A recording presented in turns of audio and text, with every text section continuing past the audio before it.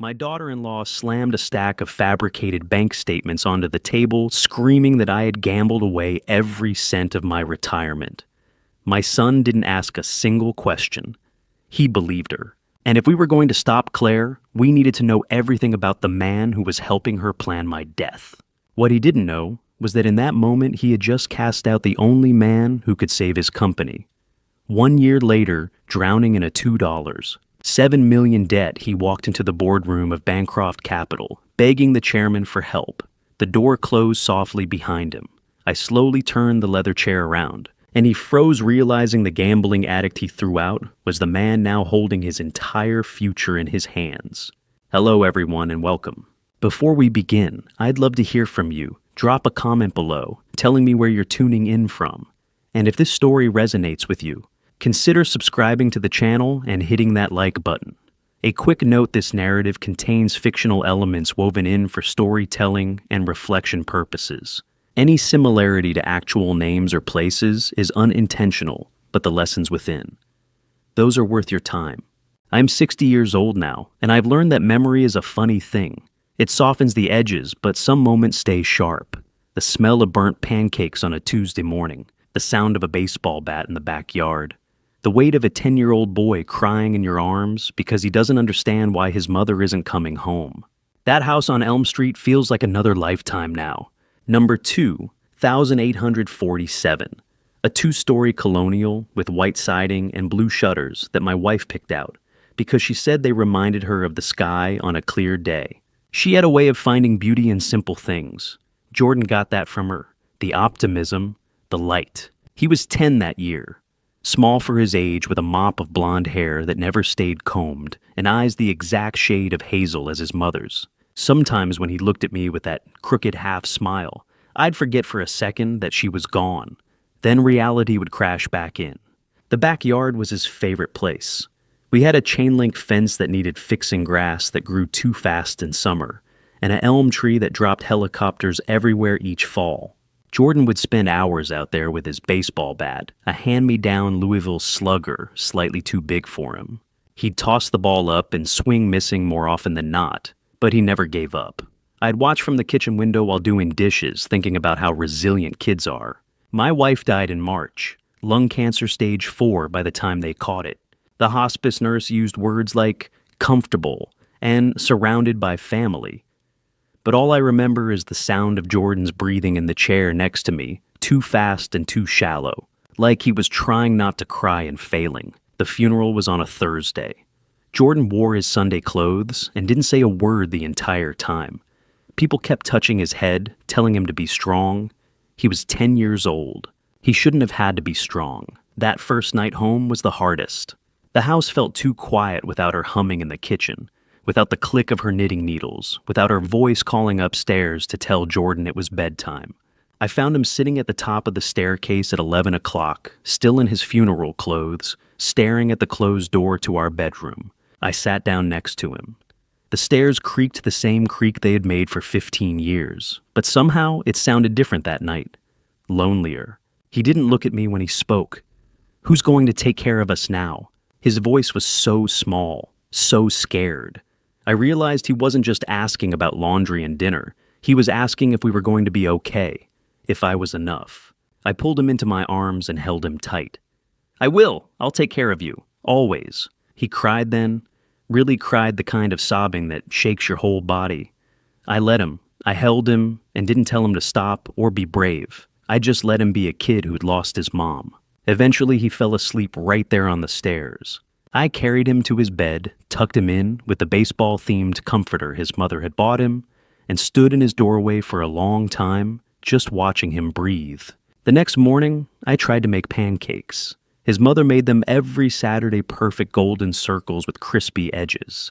I'd watched her do it 100 times. How hard could it be? Very hard, as it turned out. I burned the first batch so badly that smoke filled the kitchen and set off the alarm. Jordan came running downstairs in his pajamas, eyes wide with panic. When the noise finally cut out, we both just stood there in the smoky kitchen, staring at the charred mess. Then Jordan started laughing. Really laughing from his belly. I started laughing too. We laughed until we had to sit down on the kitchen floor, until my sides hurt, until everything felt just a little bit less impossible. "We're gonna be okay," I told him.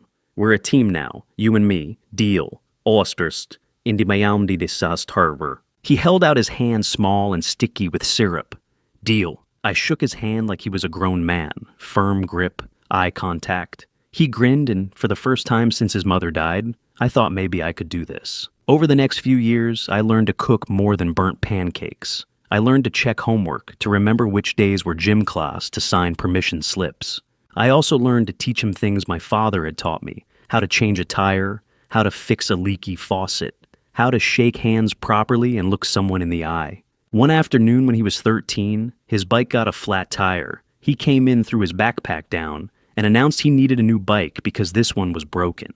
I looked up from the bills. "What's wrong with it?" "Oh, flat tire, rusty chain. It's old, Dad. Just get me a new one." I could have done it. I had the money by then. But something about the entitlement in his voice made me pause. "Come with me," I said.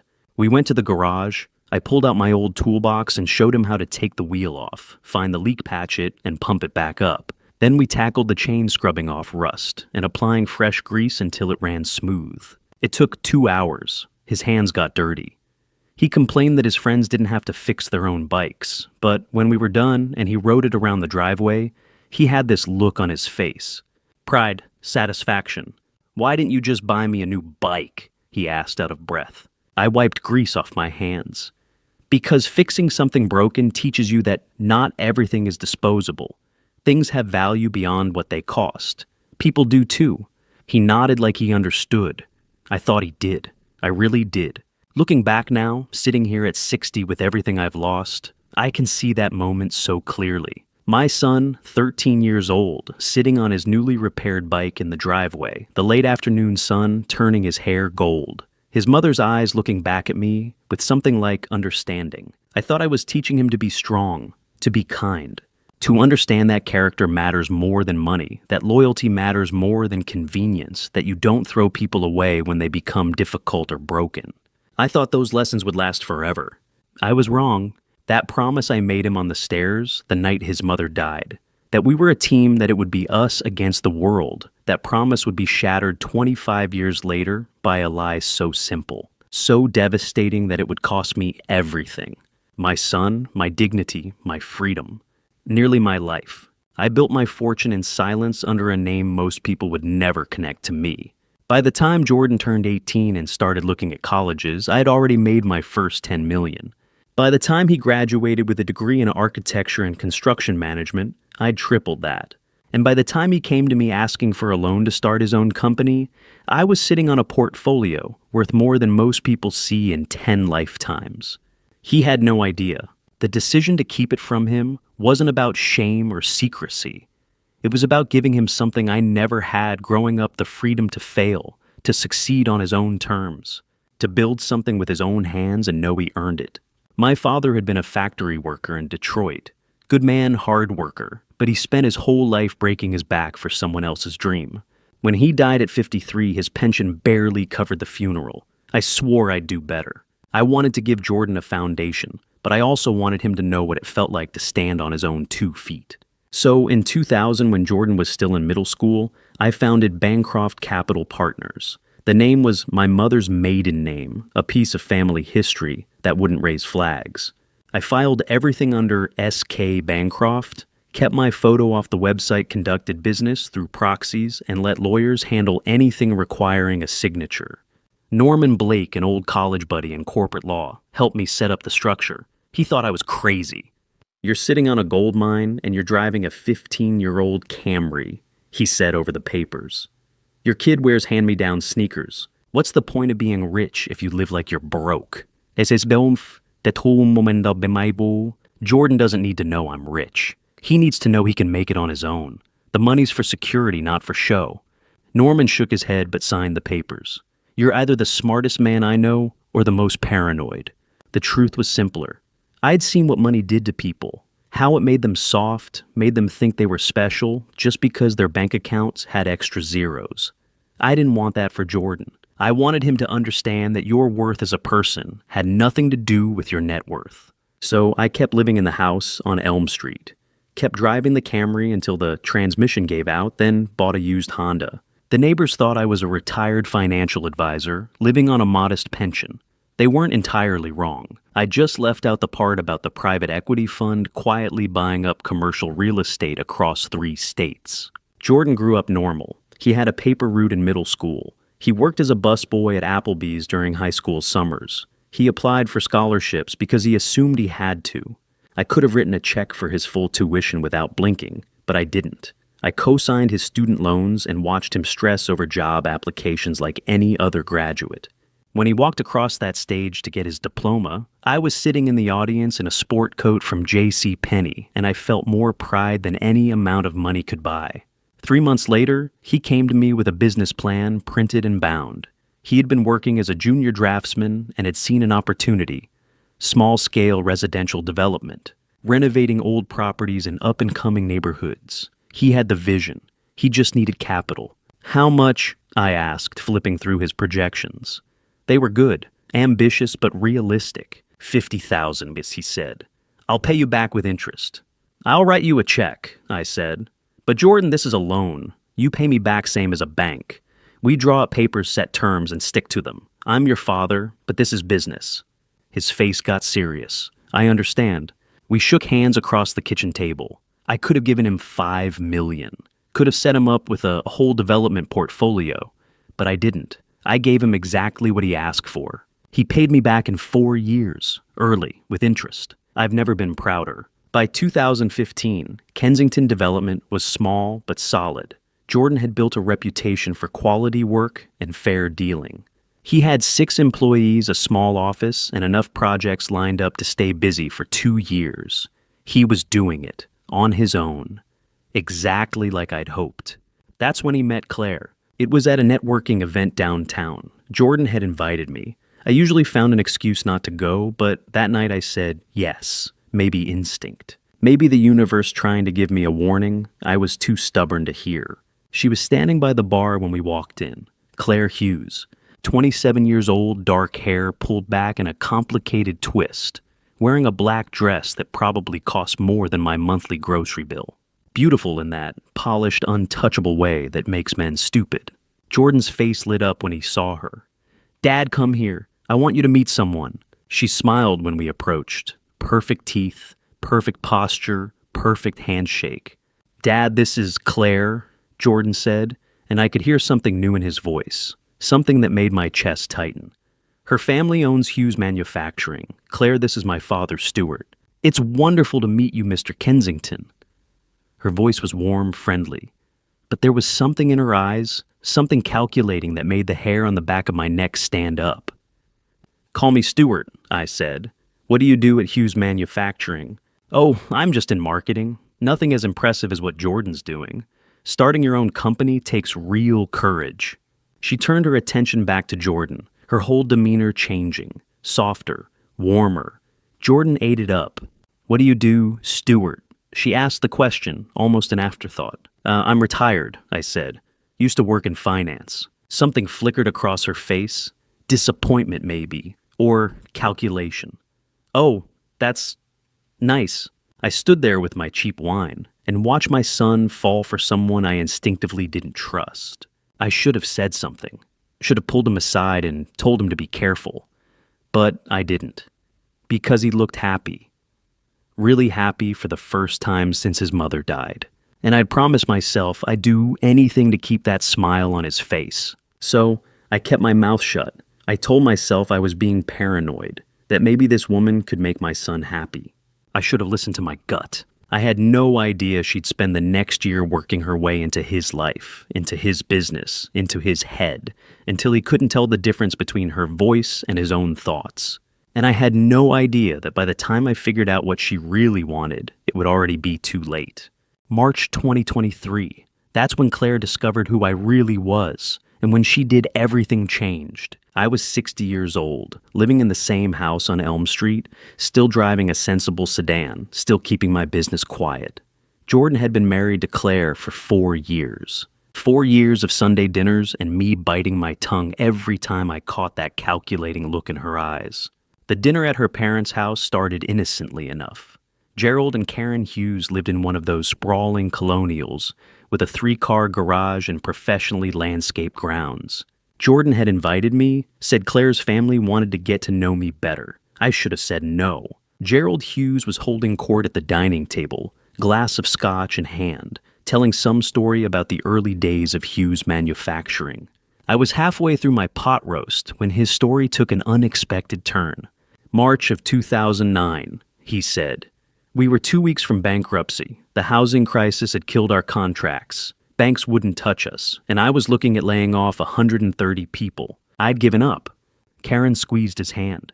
Tell them about the call. I got a call on a Tuesday afternoon. Man introduces himself as a representative from Bancroft Capital Partners. Says they've reviewed our financials and see potential. 3 days later, a guy named S.K. Bancroft wires $8 million into our account. Didn't ask for majority control, just gave us the runway we needed to survive. He raised his glass. I'll never forget that man. S.K. Bancroft from Bancroft Capital. We owe him everything. I kept my face neutral cut, another piece of pot roast chewed slowly. Across the table, I saw Claire's expression shift, just for a second. Something sharp and focused crossed her features before the pleasant smile slid back into place. The conversation moved on, but I noticed Claire had gone quiet. When I caught her eye, she was looking at me like she was trying to solve a puzzle. I went home that night with a bad feeling in my gut. What I didn't know was that the moment I left, Claire went straight to her laptop. I found out later from Evan's investigation exactly what she did. She typed SK, Bancroft Capital, into Google, found an article from 2010, found a photo from an industry conference, grainy, but clear enough. A man in a dark suit shaking hands with a developer. The caption read, S.K. Bancroft, founder and chairman of Bancroft Capital Partners.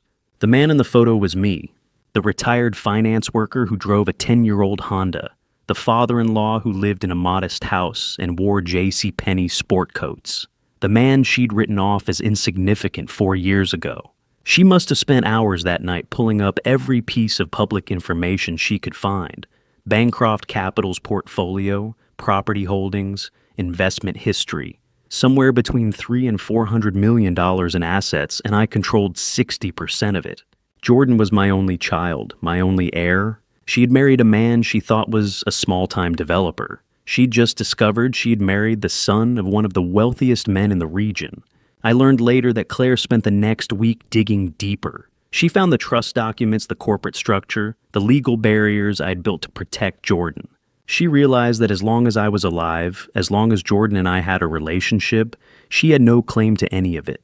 If Jordan inherited while they were married, she'd have access. But if they divorced first, she'd get nothing.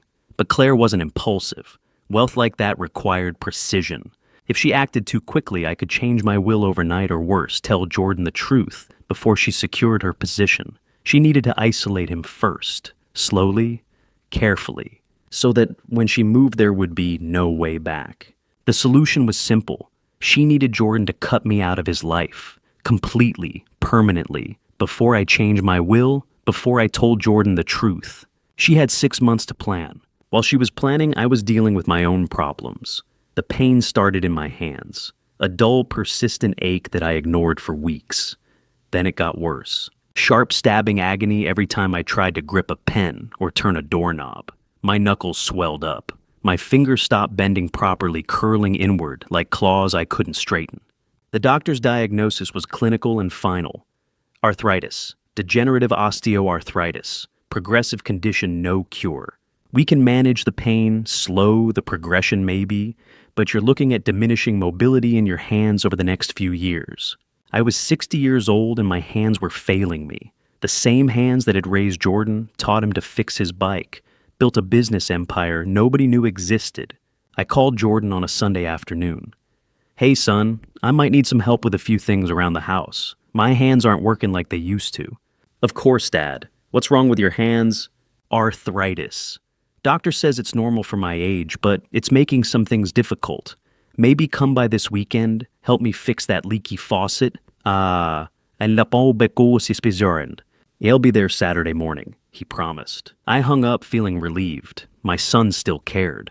Whatever distance Claire had been trying to create hadn't worked. Not yet. What I didn't know was that Claire had been standing in the doorway listening to every word.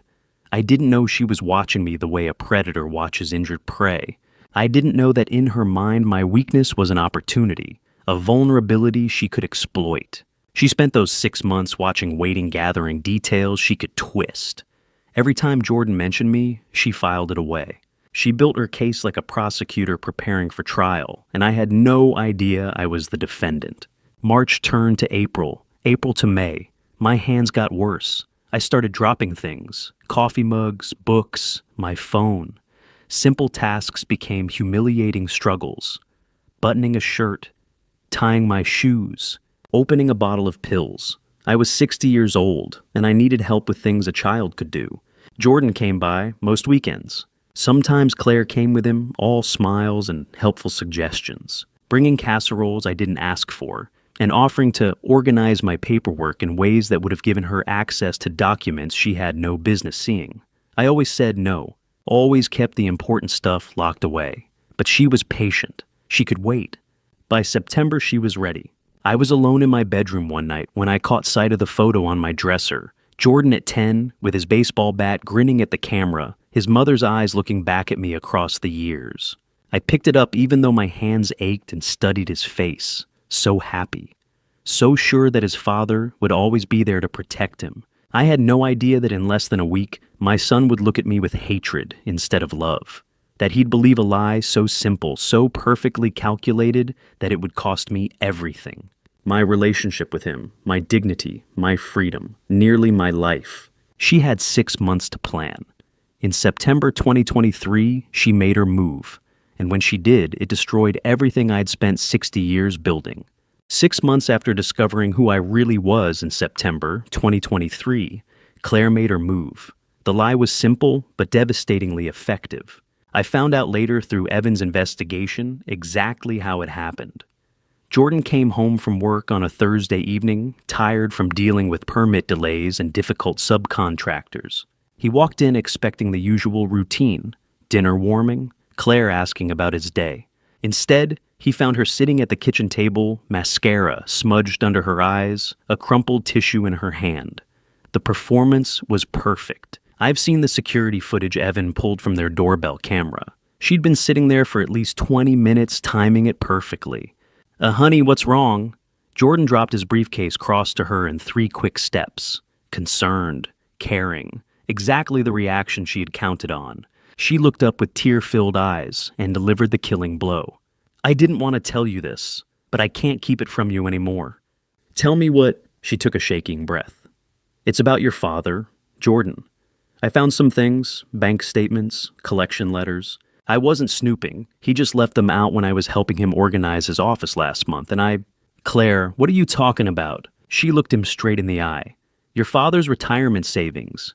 He gambled it all away, or lost it to debts. The bank statements show withdrawals to online gambling sites, cash advances on maxed-out credit cards. He's broke Jordan. And now he's faking this whole arthritis thing, so we'll be stuck taking care of him for the rest of our lives." I can imagine the look on Jordan's face.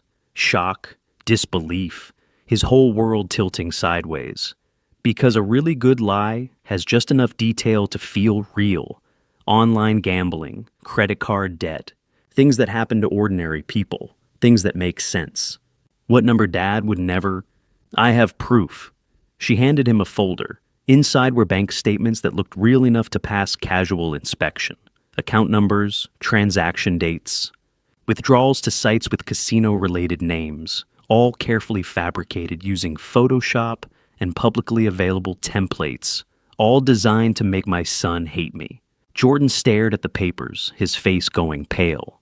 I know my son. I know how his mind works. He was probably thinking about all the times I'd asked for help around the house. Through Claire's lens, it all looked suspicious, calculated, like I'd been setting him up. "I should call the bank," he said finally. "Check his accounts." This was the moment, the pivot point where everything could have gone differently. If Jordan had made that call, he would have found out I had no gambling debts, no maxed out credit cards, no financial problems at all. But Claire was ready. Honey, no. Her voice went soft, urgent, tears still glistening. Your father begged me not to tell you. He said he'd handle it. He made me promise. If you call the bank, he'll know I broke his confidence. He'll be humiliated. Please just let him come to you when he's ready. He's your father. He has pride. Don't take that away from him.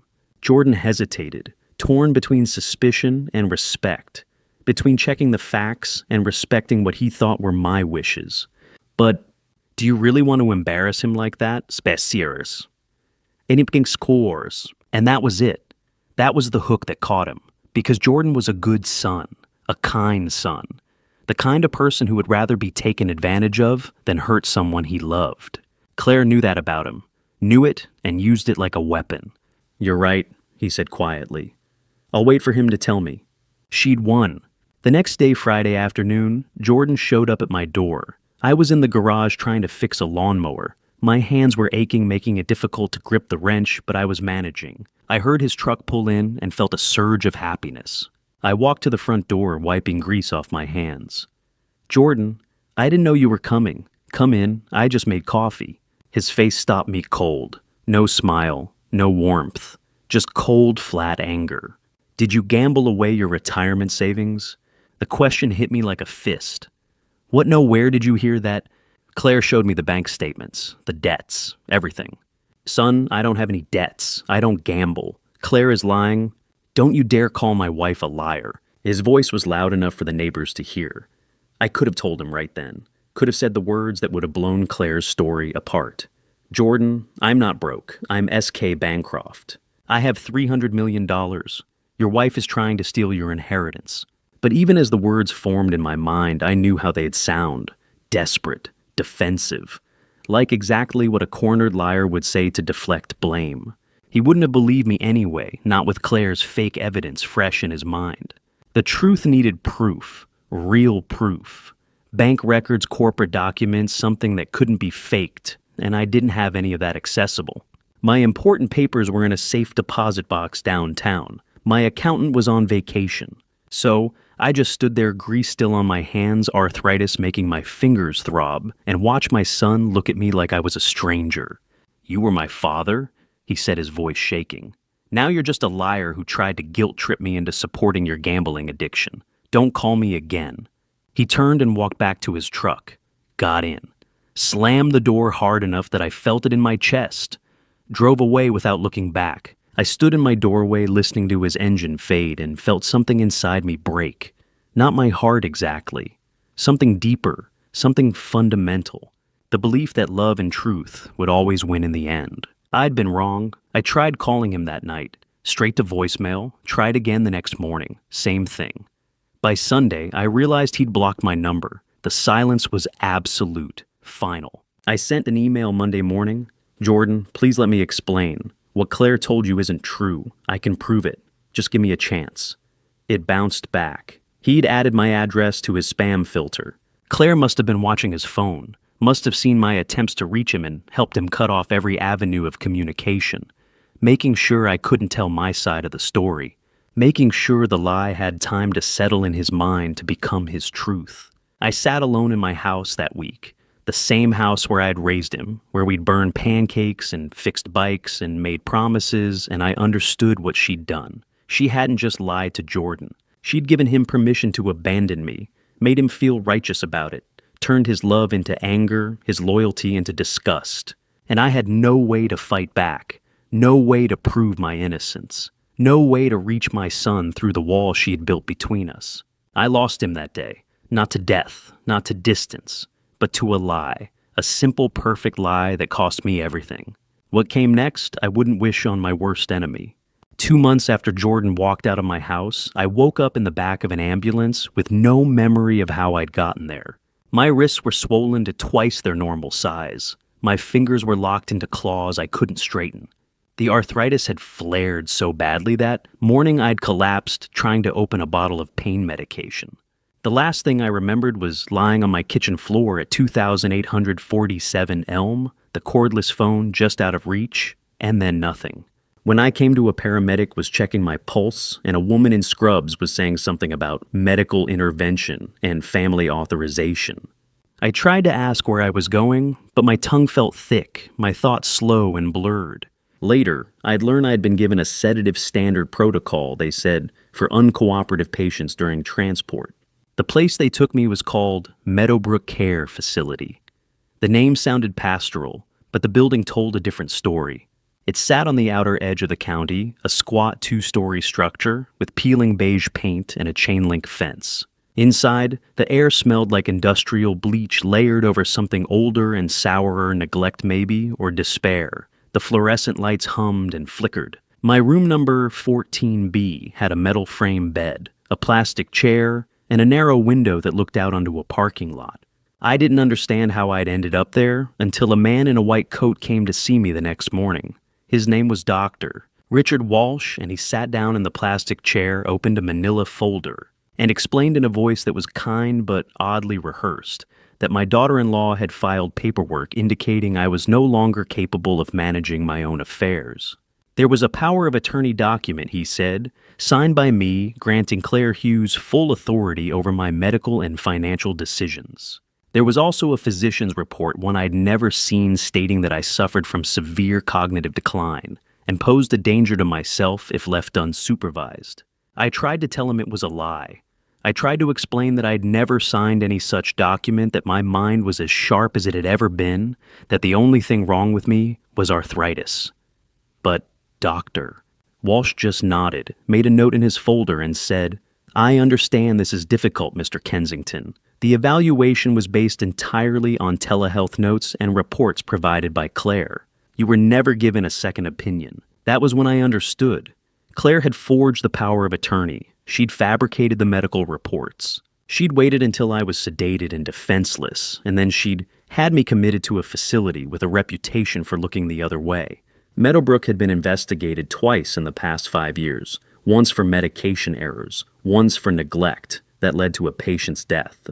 I didn't know it yet, but Claire had also canceled my health insurance. She'd frozen my bank accounts. She'd told the staff I was delusional and combative, that any attempt I made to contact the outside world should be ignored.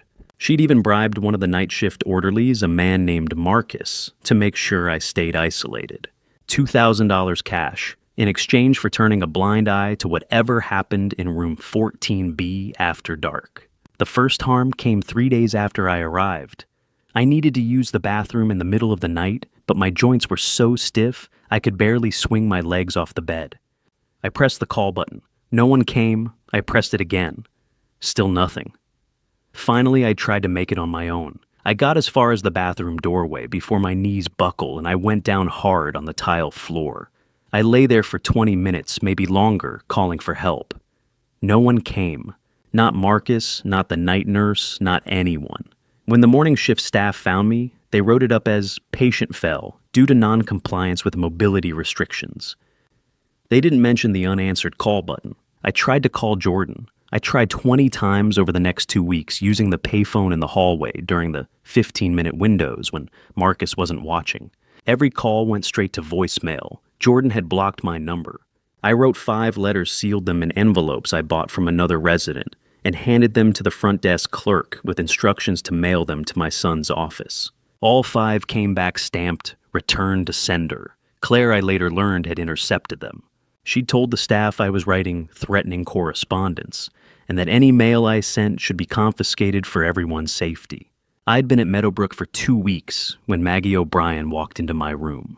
She was 45 years old, with red hair going gray at the temples, and the kind of face that made you think of someone's favorite aunt, wide smile, bright eyes, the faint lilt of an Irish accent. She was a traveling nurse covering a 2-month contract, while Meadowbrook's regular staff dealt with a flu outbreak. She took one look at the bruise on my hip from the bathroom fall, at the unwashed sheets on my bed, at the tray of cold, congealed food no one had bothered to take away, and she said, "This isn't right." I didn't say anything. I'd stopped expecting anyone to care. But Maggie came back the next day, and the day after that. She brought me clean blankets. She helped me sit up so I could eat without choking. She asked me questions, real questions, and she listened to the answers. One afternoon, as she was adjusting the pillow behind my back, she said, You're not confused, are you, mister? Kensington, you're just stuck. I met her eyes. For the first time in 2 weeks, I felt something close to hope. Yes, I said. I'm stuck. She nodded slowly. Then we'll figure out how to get you unstuck. I didn't believe her, not yet. But that night, lying in the narrow bed in room 14B, staring at the water stain on the ceiling, I let myself imagine just for a moment that maybe I wasn't entirely alone. That maybe there was still someone in the world who saw me as a human being, instead of an inconvenience or an obstacle or a problem to be solved. And in the hallway outside, Marcus leaned against the nurse's station, scrolling through his phone. The $2,000 Claire had given him, already spent on a down payment for a used pickup truck. He didn't know that Maggie had started asking questions. He didn't know that in 6 months, his name would appear in a federal indictment alongside Claire's. But I'm getting ahead of myself, because before any of that could happen, I had to survive. And survival, I was beginning to realize, was exactly what Claire had never intended. 20 calls, 5 letters, not a single answer.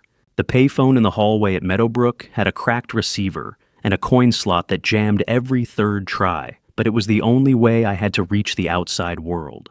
I started calling Jordan in mid-December, a week after Maggie told me I wasn't confused, I was just stuck. I fed quarters into the slot and pressed the number I'd memorized 30 years ago. Every time the call went straight to voicemail, every time I left a message. The first 5 calls in late December were careful. I kept my voice steady, my words measured. "Jordan, please," I said, gripping the receiver so hard my knuckles went white. "It's Dad. I need to talk to you. This is a misunderstanding. I can explain everything. Just call me back." I gave him the payphone number. I told him I'd be waiting every afternoon at 2 o'clock. I didn't say I was in a nursing home with peeling linoleum and a call button no one answered. I thought if I kept it simple, kept it calm, he'd listen. He didn't. By early January, the calls turned urgent. "Son, I'm at a care facility," I said, my voice cracking. "I'm not well. Please just hear me out." I explained that Claire had lied, that I'd never gambled a cent, that everything she'd told him was fabricated. I asked him to check the bank statements himself, the old ones from before Claire. I told him I loved him. I told him I was sorry. Then I hung up and stood in that hallway staring at the phone, waiting for it to ring. It never did.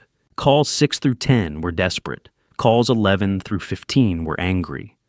"Jordan, you owe me the basic respect of listening," I shouted one afternoon in late January, my voice echoing off the cinderblock walls. A nurse walking past gave me a look that said I was proving Claire's point that I was unstable, unmanageable. I didn't care. I was furious. Furious at my son for believing a woman he'd known for 8 years over the father who'd raised him. By calls 16 through 20 in early February, I'd run out of anger. All that was left was exhaustion and grief. "I love you," I whispered into the phone. "Please don't forget that."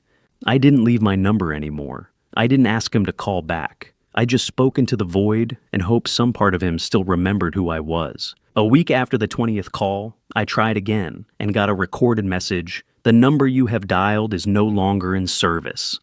Jordan had blocked me. Not just ignored me, erased me. I stopped using the payphone after that. But I didn't stop trying. I wrote letters, 5 of them over 2 months each one, drafted at the small plastic table in my room when the arthritis pain ebbed enough for me to grip a pen. My handwriting, once clean and precise, now looked like a child's scrawl, crooked lines, smudged ink letters that drifted off the page. The first letter, dated December 20th, was short. "Jordan, I need to explain. What Claire told you isn't true. Please call me." I sealed it in an envelope, addressed it to Jordan's office, and handed it to the front desk clerk with instructions to mail it. 2 weeks later, it came back stamped, "Return to sender." The second letter, mailed January 5th, was longer. I apologized. I swore I wasn't a gambler. I begged him to listen. It came back the same way. The third letter, dated January 15th, was the hardest to write. My hands were so stiff I had to soak them in warm water for 20 minutes before I could hold the pen. "Jordan, I'm begging you," I wrote. "Please listen. Whatever Claire said, it's not true. I can prove it. Just give me 5 minutes. Return to sender." The fourth letter, February 1st, included a photocopy of an old bank statement from 5 years earlier, showing a balance of $43,000 and no debts. "Look at this," I wrote. "I didn't have gambling losses. Trust me, son. Return to sender." The fifth letter, mailed February 10th, was the last. "If you can't forgive me, at least let me say goodbye. I miss you, son. Dad." It came back a week later. I held the envelope in my lap, staring at the red stamp, and I realized I wasn't crying anymore. I was just numb. Each return letter had felt like a knife. By the fifth one, I didn't have any feeling left. Around mid-February, I discovered that my prescriptions had been cut off. I went to the medication window one morning, and the nurse handed me a cup of water and nothing else. "Where's my arthritis medication?" She checked her computer. "Your insurance was canceled, Mr. Kensington. Your healthcare proxy, Mrs. Claire Kensington, canceled it." I didn't have any cash. Claire had frozen my bank accounts. I couldn't pay for so much as an aspirin. That night, the pain in my hands and knees was so bad I couldn't sleep. Around 3 a.m., Maggie appeared in my doorway off shift, still in her street clothes with a small pill bottle in her hand. "Take 2 of these," she said quietly. "Don't tell anyone. I can't watch you suffer like this."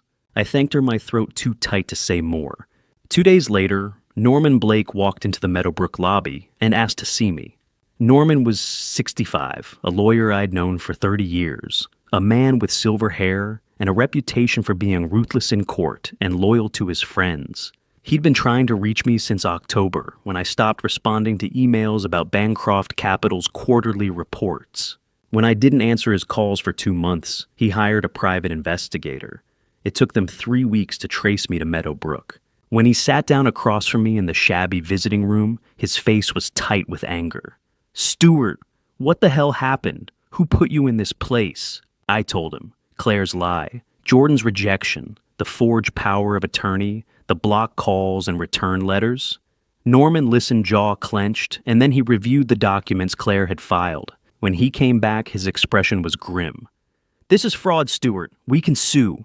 We can get you out of here and get your assets unfrozen." I shook my head. "I don't want to sue. I just want my son back."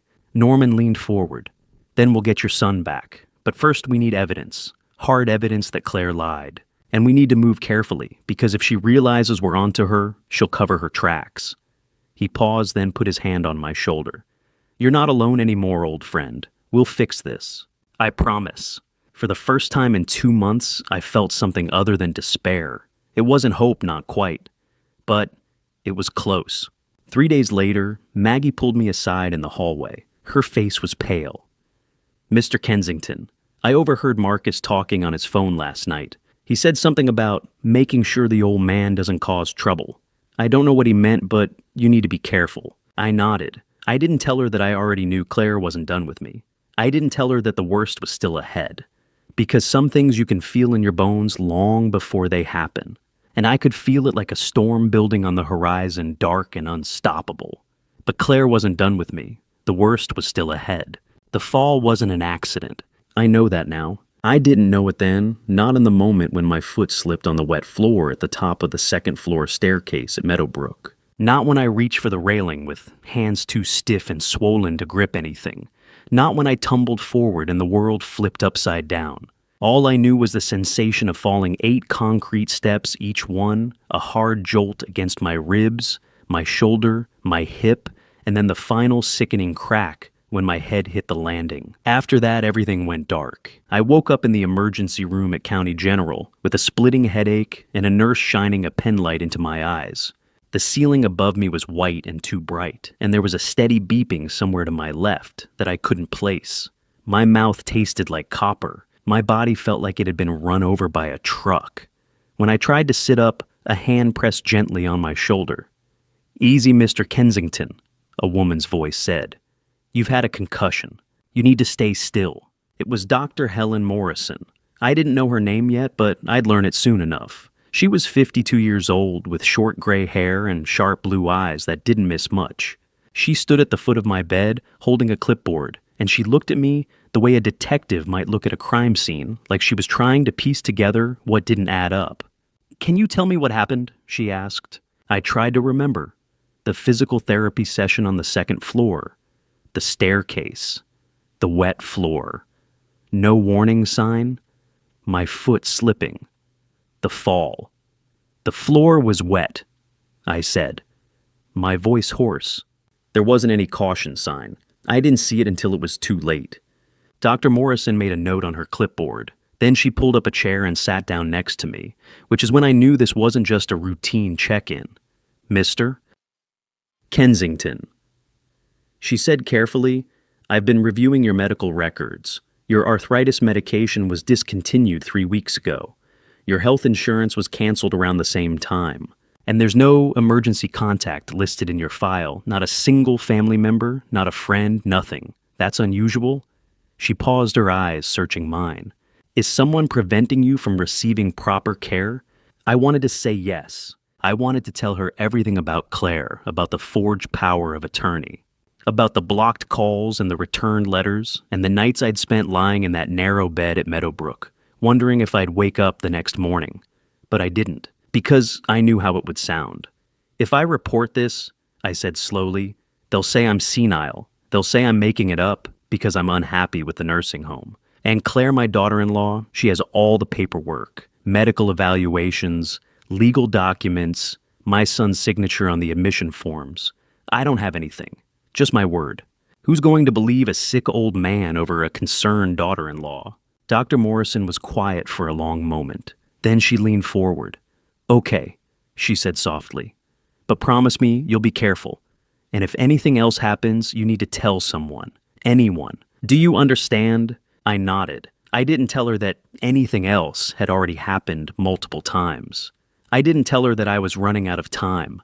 She left, and I lay there staring at the ceiling, trying to make sense of the mess my life had become. That's when Norman walked in.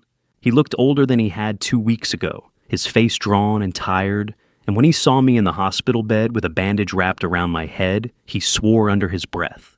"Stuart, this has to stop," he said, pulling up the chair Dr. Morrison had vacated. "She's trying to harm you, maybe worse." "I know," I said. "Then why haven't we called the police?" It was a fair question. Norman was a lawyer. His instinct was to go through the proper channels to file reports and build a case. But I'd already thought this through. "We can't," I said. "Not yet.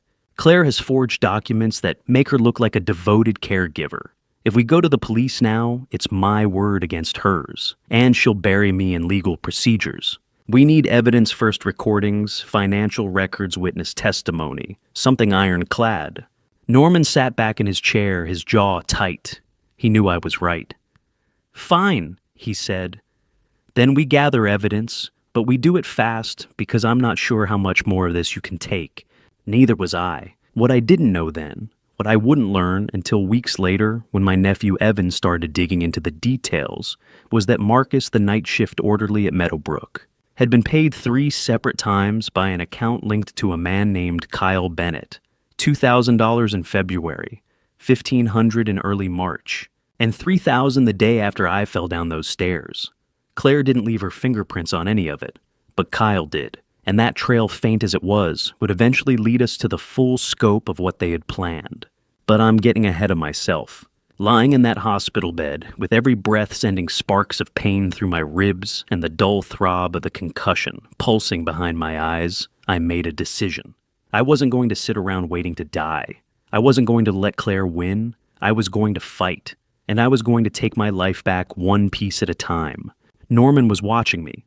"What do you want me to do?" he asked. "Find my nephew," I said.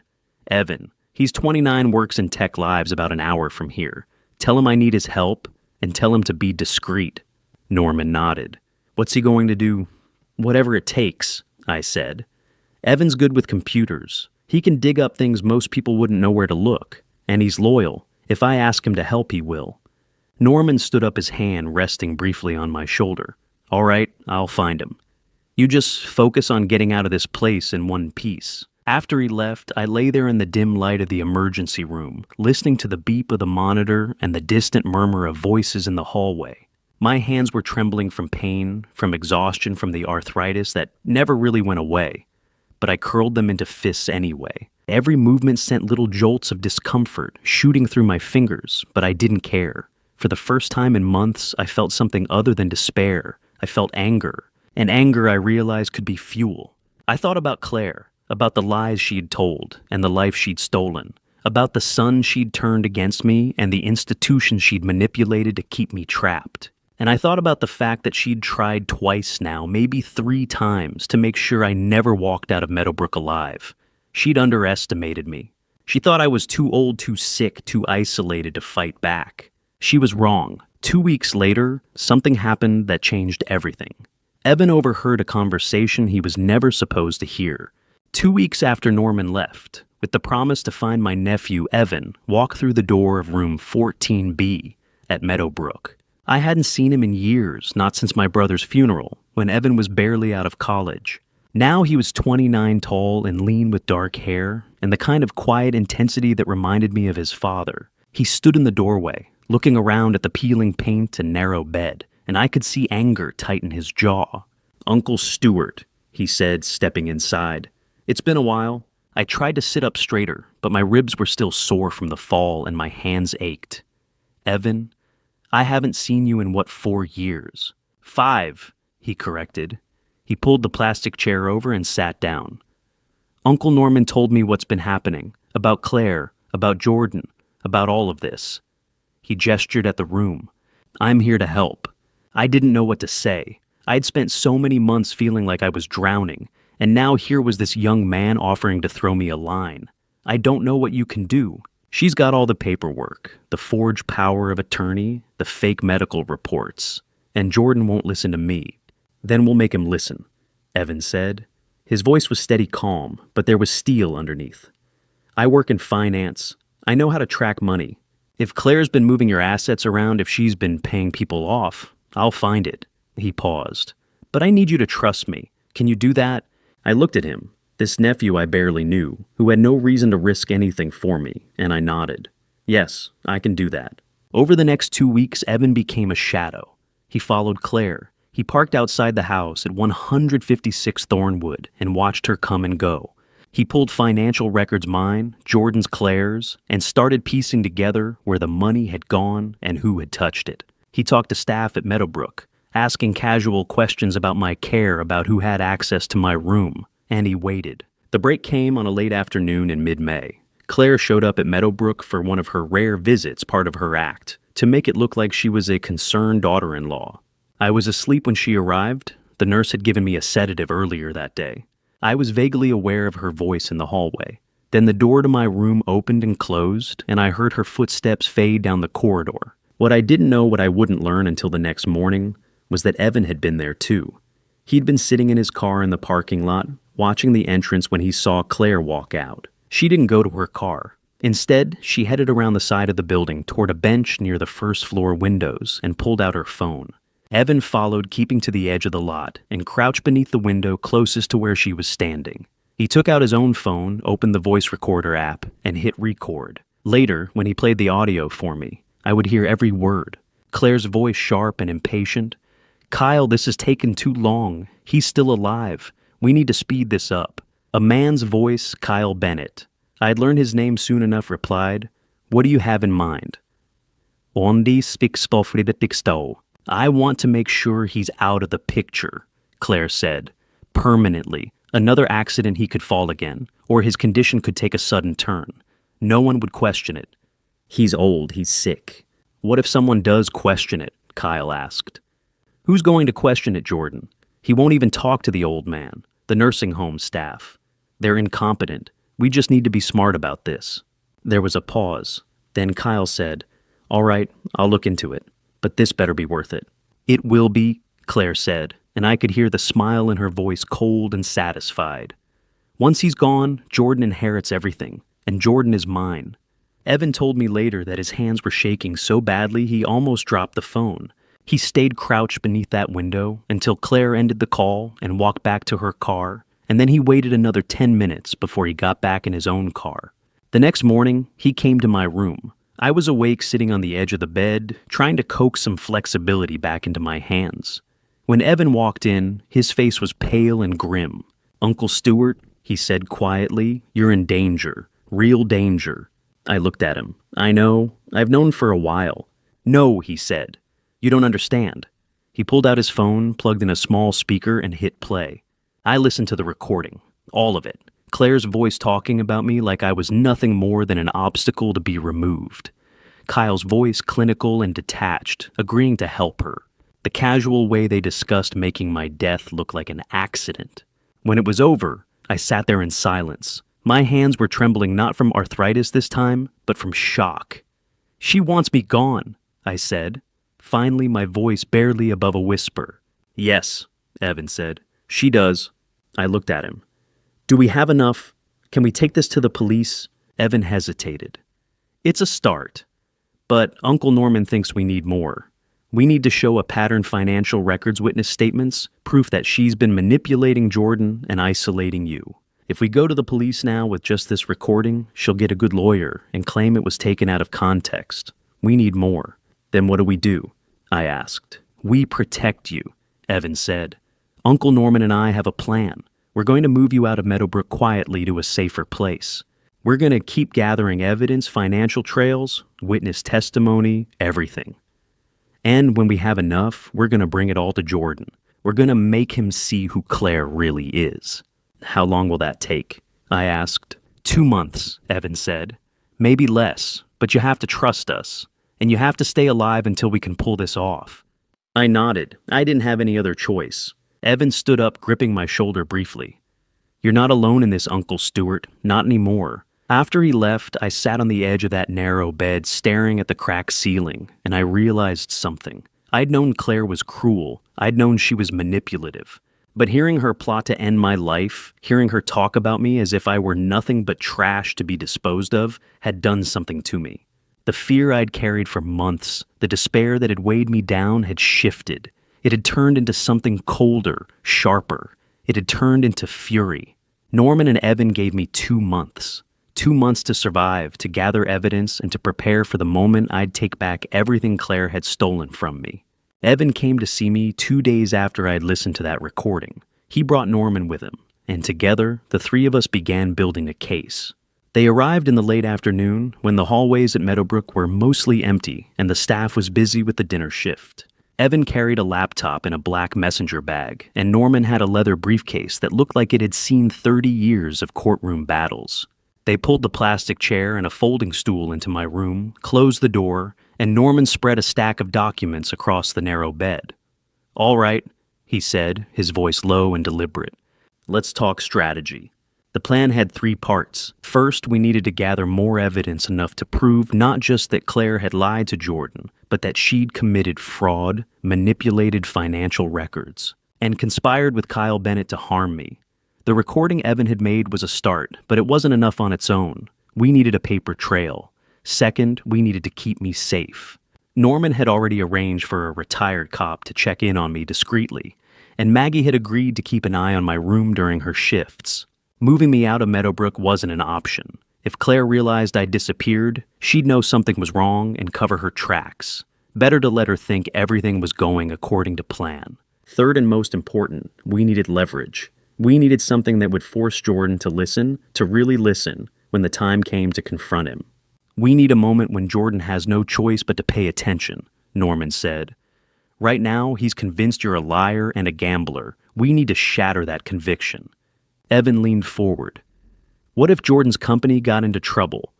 Real trouble. I've been looking at Kensington Development's finances. They're not great. Jordan's been leveraging debt to fund new projects, and a couple are behind schedule. If a major investor pulled out, or if one of those projects failed, the whole company could be in serious danger. Jordan would be desperate. Norman nodded slowly. And desperate people make mistakes. They also listen better. I felt a knot tighten in my chest. Are you suggesting we sabotage my son's company? No, Norman said firmly. We're suggesting we let things unfold naturally. If Jordan's business is already fragile, it's going to crack eventually. And when it does, when he's looking for a way out, when he needs capital or connections, you'll be there. As S.K. Bancroft. I sat back trying to process what they were saying. The idea of watching my son's company collapse felt wrong. But the alternative, letting Claire continue to manipulate him, continue to plot my death, felt worse. "All right," I said finally. "What do we need to do?" Evan opened his laptop. "First, we gather the rest of the evidence, and I think I know where to start." He explained it carefully. Claire had made a critical mistake. She'd been using the shared family laptop at Jordan's house to send some of her messages to Kyle Bennett. That laptop auto-saved passwords and kept a cloud backup of everything: emails, documents, browser history. Evan had provided tech support for Jordan a few months earlier when Jordan's work computer crashed. As part of that process, Evan had been given access credentials to the family cloud account. Claire had never thought to revoke that access. "Wait," I said. "So you're saying you can see her emails?" "Not hacking," Evan said quickly, glancing at Norman. "I'm accessing a shared family device I was previously authorized to support. It's completely legal." Norman leaned back, arms crossed. "We're not breaking any laws, are we, Evan?" "I'm sure, Uncle Norman. This is a shared device. I have authorized credentials. I'm just looking at what's already there." Norman nodded. "Then do it." Over the next 2 weeks, Evan combed through that backup, and what he found was damning. There were the fake emails Claire had created, messages supposedly from online gambling sites with my name attached.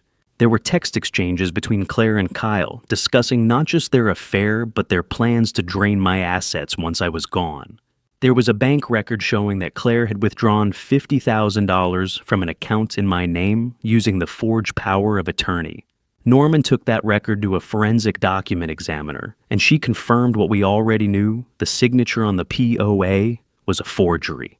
Meanwhile, Maggie quietly pulled copies of my medical records from Meadowbrook, highlighting the gaps in care, the canceled prescriptions, the missed physical therapy sessions, the incident reports that had been written up and then ignored.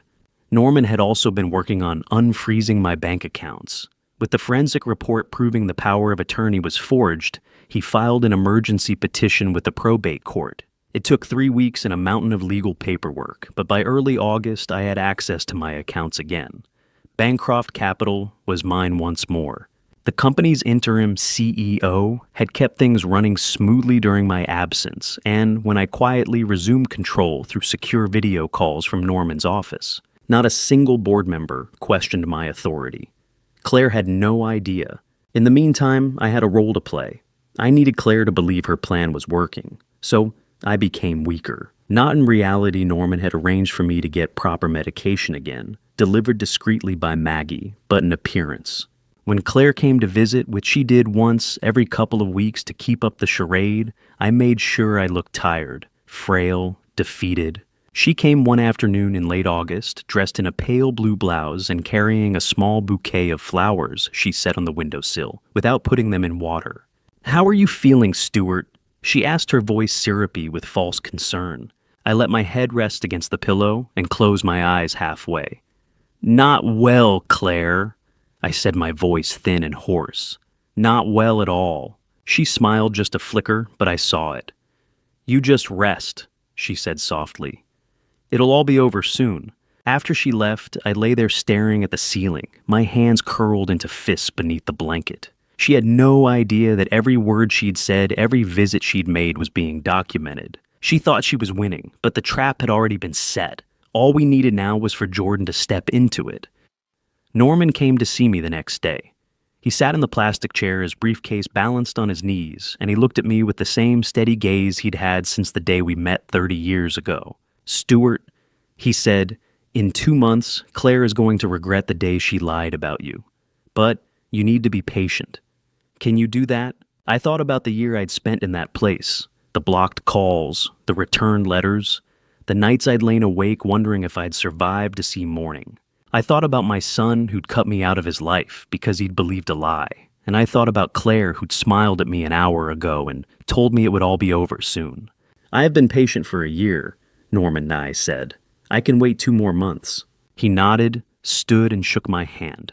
"Good, because this is going to work. I promise you, it's going to work." After he left, I sat on the edge of the bed, looking out the narrow window at the parking lot below.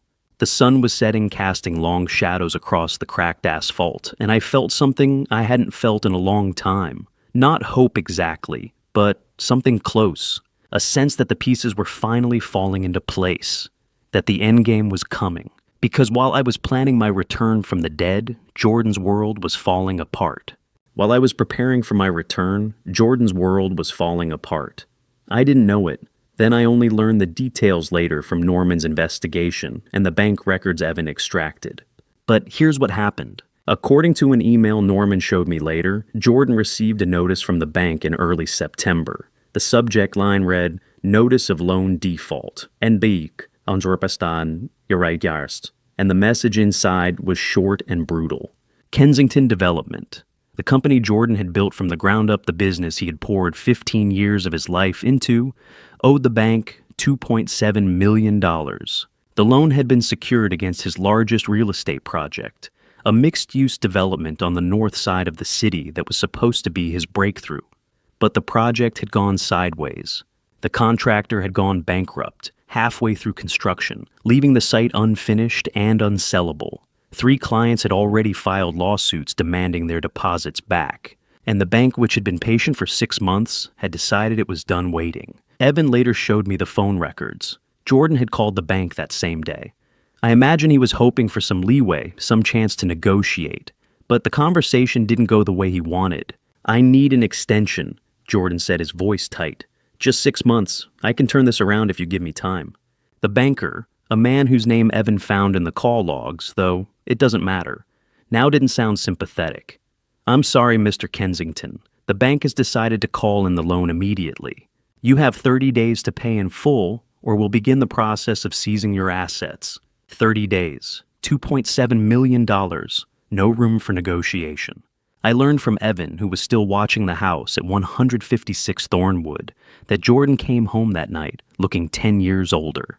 His tie was loosened, his shirt wrinkled, and he walked through the front door with the kind of expression you see on someone who's just been told the ground beneath them has disappeared. Claire was waiting in the living room. Evan couldn't hear everything they said, but he caught enough through the open window to piece together the conversation. Jordan dropped his briefcase on the couch and ran a hand through his hair. "We're in trouble," he said. "Real trouble." Claire stood up, her face carefully arranged into a mask of concern. "What happened?" "The bank called in the loan. They want $2.7 million in 30 days, or they're going to take everything." Claire's eyes widened, and for a moment I wonder if she was genuinely surprised or if she was just good at pretending. "How much do we need?" she asked. $2.7 million, Jordan said flatly. "And I don't know where to find it." "What about investors?" Claire asked. "You've worked with investors before. Can't you go back to them?" Jordan shook his head. "I've tried.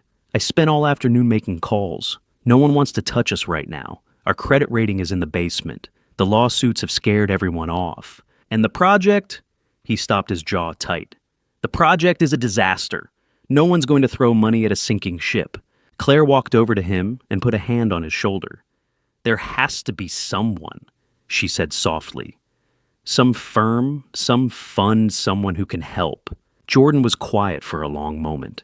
Then he said, "There's one firm that might help.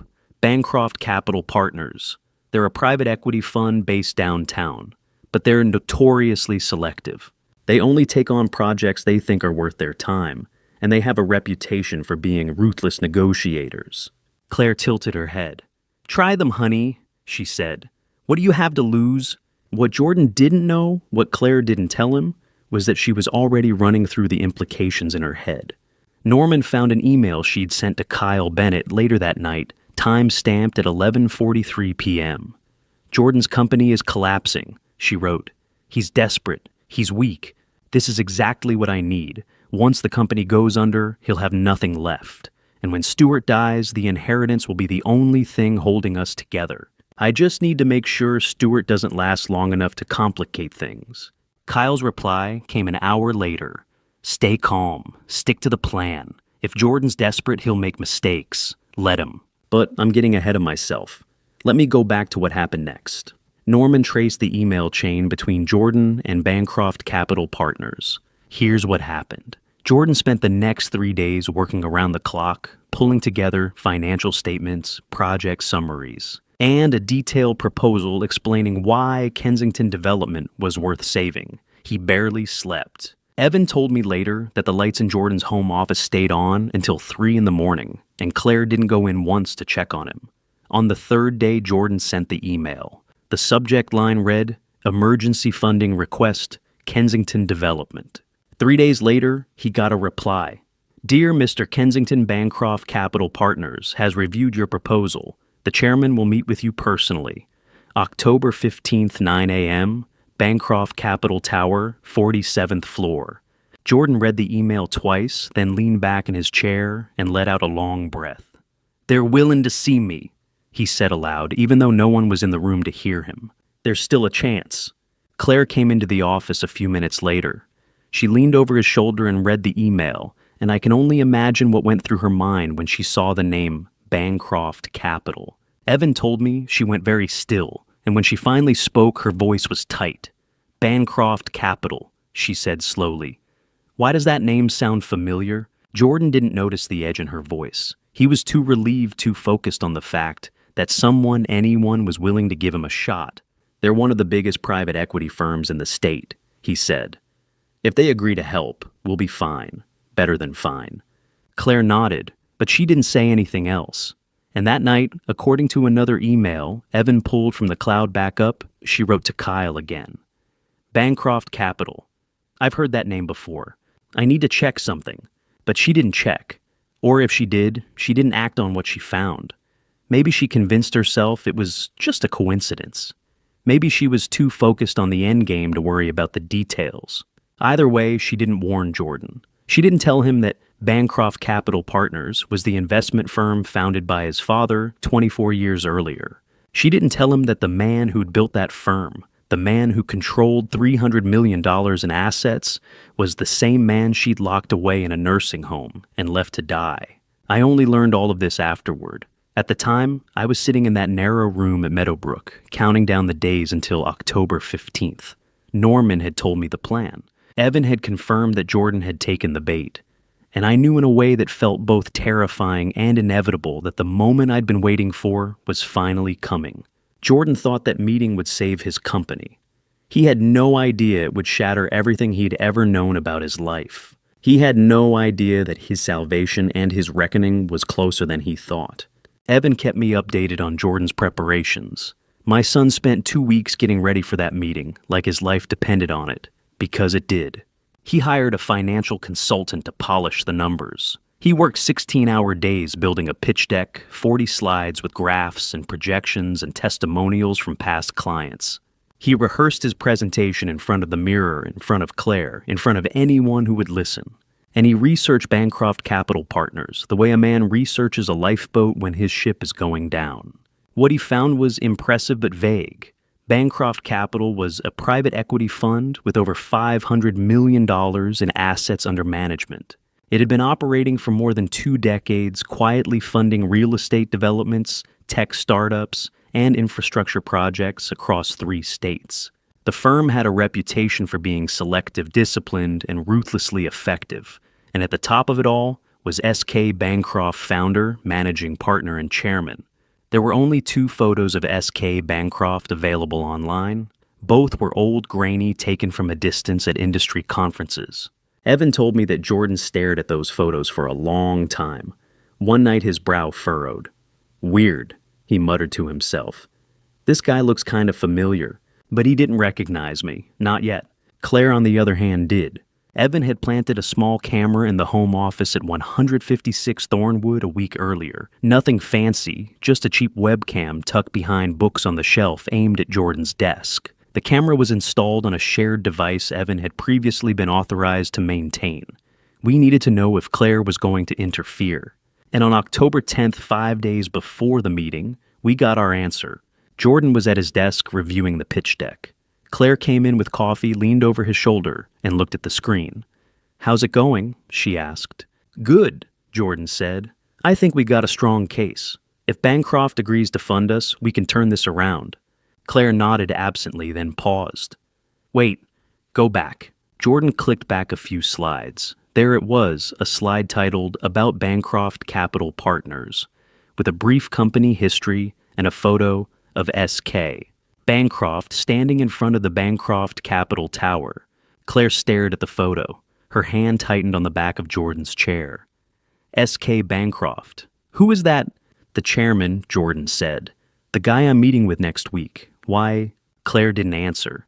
She turned and walked out of the room, and a few minutes later, Evan's camera picked up the sound of her laptop opening in the bedroom. She typed S.K. Bancroft into Google. She scrolled through images. And then she found a photo from 2010 taken at a charity gala, showing a younger version of me standing beside a city councilman. Claire zoomed in on the photo. Then she pulled up another image, one from an old family album of me in the backyard at 2847 Elm Street. She held the two photos side by side on the screen. "No," she whispered. "No, it can't be." She grabbed her phone and called Kyle. Evan couldn't hear the whole conversation, but he heard enough. "We have a problem," Claire said, her voice tight. "A big problem. Stewart isn't rotting in that nursing home. He's the chairman of Bancroft Capital. He's been the chairman this whole time. How the hell did I miss this?" Kyle's response was muffled, but Claire's next words were clear. "If he tells Jordan the truth, if Jordan finds out I lied about the gambling, about everything, I'm finished. We're finished." She hung up. She sat on the edge of the bed staring at the laptop screen. Then she closed the computer and went back to the office, her face carefully blank. "Everything okay?" Jordan asked. "Yeah," Claire said, forcing a smile. "Everything's fine."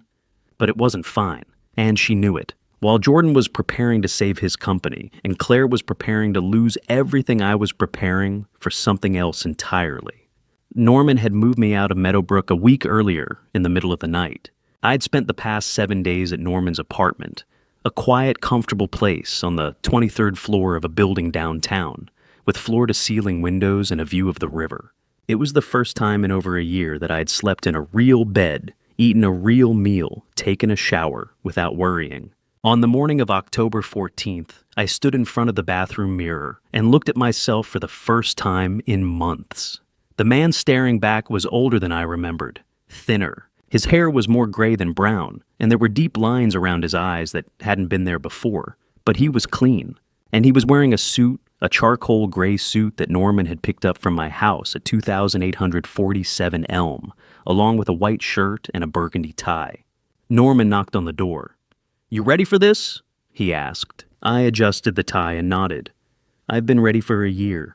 Evan arrived an hour later with a leather briefcase. Inside were 3 folders, one containing the recording of Claire and Kyle plotting my death, one containing the forged power of attorney and the forensic report proving it was fake, and one containing the financial records showing how Claire had drained $50,000 from my accounts. "Everything we need," Evan said. "Tomorrow we show Jordan who she really is." Norman poured 3 glasses of whiskey. We didn't toast. We just drank in silence, each of us thinking about what was coming. Later that night, after Evan and Norman had gone, I stood by the window and looked out at the city. Somewhere out there, Jordan was lying awake in bed, running through his pitch one more time. Somewhere out there, Claire was lying awake too, wondering if I was going to destroy her. And somewhere in the back of my mind, a small voice asked if I should warn Jordan. If I should call him, tell him the truth, spare him the shock of walking into that boardroom and seeing his father sitting at the head of the table. But I didn't, because Jordan needed to see it with his own eyes. He needed to feel the shock, the confusion, the betrayal. He needed to realize that he'd abandoned his own father, a father who had more power to help him than anyone else in the world, because he'd believed a lie. Only then would he question everything Claire had told him. Only then would he be ready to hear the truth. October 15th, 9 o'clock in the morning. The boardroom on the 47th floor of Bancroft Capital Tower. That's where it would all come together, the lies, the betrayal, the evidence, the truth. That's where my son would finally see who I really was, and who his wife really was. I walked into that building at 8:45. Jordan arrived at 8:55, clutching his briefcase, his face pale and determined. He stepped into the elevator. He pressed the button for the 47th floor, and he had no idea that in 5 minutes, his entire world would shatter. Before I walk you through what happened in that boardroom, before I reveal the moment that changed everything I need to know, you're still with me. If you've made it this far, if you're ready to see how this unfolds, type "I'm here" in the comments below. Let me see that you're invested in this story. And please note what comes next. Include some dramatized elements for storytelling purposes. If that's not for you, feel free to pause here. But if you're ready, let's step into that boardroom together. October 15th, 2024, 9 o'clock in the morning, the boardroom on the 47th floor of Bancroft Capital Tower. Jordan sat at the conference table, hands folded in front of him, trying to look confident. His briefcase was open beside him, the pitch deck he'd spent 2 weeks perfecting, stacked neatly on the polished wood. The room was large and bright, with glass walls offering a panoramic view of the city below. 2 senior executives from Bancroft Capital sat at the far end of the table, silent and watchful. Norman and Evan stood near the back of the room, their faces carefully neutral. Jordan didn't know they were there for me. He glanced at his watch. 9:02. The chairman was late. Jordan shifted in his seat, ran a hand through his hair, and went over his opening lines one more time in his head. This was his last chance. If Bancroft Capital turned him down, Kensington Development was finished. At 9:05, the door opened. A woman in a gray suit, my assistant, stepped into the room. "Gentlemen," she said. "The chairman." Jordan stood up, smoothing his tie. He took a breath, squared his shoulders, and prepared to shake hands with the man who held his future in his hands. And then I walked in. I was wearing a black suit, a white shirt, and a navy tie. My hair was cut short and combed back. I carried a cane, a simple wooden cane with a silver handle necessary, because my arthritis made it hard to walk long distances. But I stood straight. I looked him in the eye, and I watched as the color drained from his face. "Dad," he whispered. I closed the door behind me and walked to the head of the table. I set the cane against the armrest of my chair and sat down. "Hello, Jordan." He stared at me. His mouth opened, then closed. He looked around the room, at the executives, at Norman, at Evan, as if trying to confirm that what he was seeing was real. Then he looked back at me. "But what are you doing here?" "I work here," I said. "I own this company. I am S.K. Bancroft." Silence. Jordan sank back into his chair. He shook his head slowly. "That's impossible. Your Claire said you were broke. You gambled away your retirement. You're in a nursing home." I said, "until 2 weeks ago." He stared at me. "I don't understand." "I know," I said, "but you will." I gestured to his chair. "Sit down, Jordan. Let's talk about why you're here." He didn't move for a moment. Then slowly he sat. His hands were trembling. "How long?" he asked quietly. How long have I been rich?" I said. 25 years. How long have I been S.K. Bancroft since 2000? How long have you known about 5 seconds? Jordan's jaw tightened. "Why didn't you tell me?" It was the question I'd been expecting, the question I'd spent a year preparing to answer. "Because I wanted you to build your own life," I said. "I wanted you to earn your own success, to know that everything you accomplished was yours, not mine. I didn't want you to live in my shadow. I didn't want people to look at you and see my money instead of your work." Jordan's eyes flashed. "So you lied to me my entire life?" "No," I said firmly. "I just didn't tell you everything. There's a difference, unlike your wife who told you I was a gambling addict." Jordan flinched. "Claire wouldn't—" "Jordan," I said, cutting him off. "There's more you need to hear." He was already sitting, but he leaned back in his chair, his arms crossed defensively. "What are you talking about?" I nodded to Norman. He stepped forward and placed a folder on the table in front of Jordan. "Open it," I said. Jordan looked at the folder like it might explode. Then slowly he reached out and flipped it open.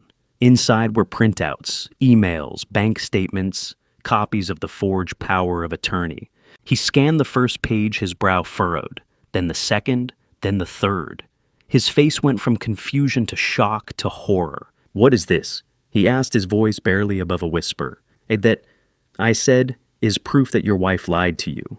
Proof that she forged legal documents to put me in a nursing home. Proof that she drained $50,000 from my accounts. Proof that she's been planning to take everything you have and disappear with another man." Jordan's hands were shaking. He looked up at me, his eyes wide. No, that's Claire wouldn't do that. Or Jordan. I said quietly, "I know this is hard to hear, but you need to listen."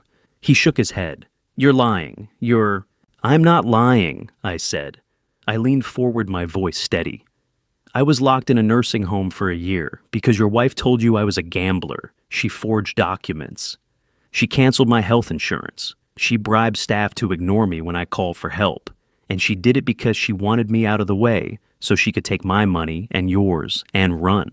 Jordan was breathing hard now, his chest rising and falling like he'd just finished a sprint. I don't believe you, he said, but his voice cracked.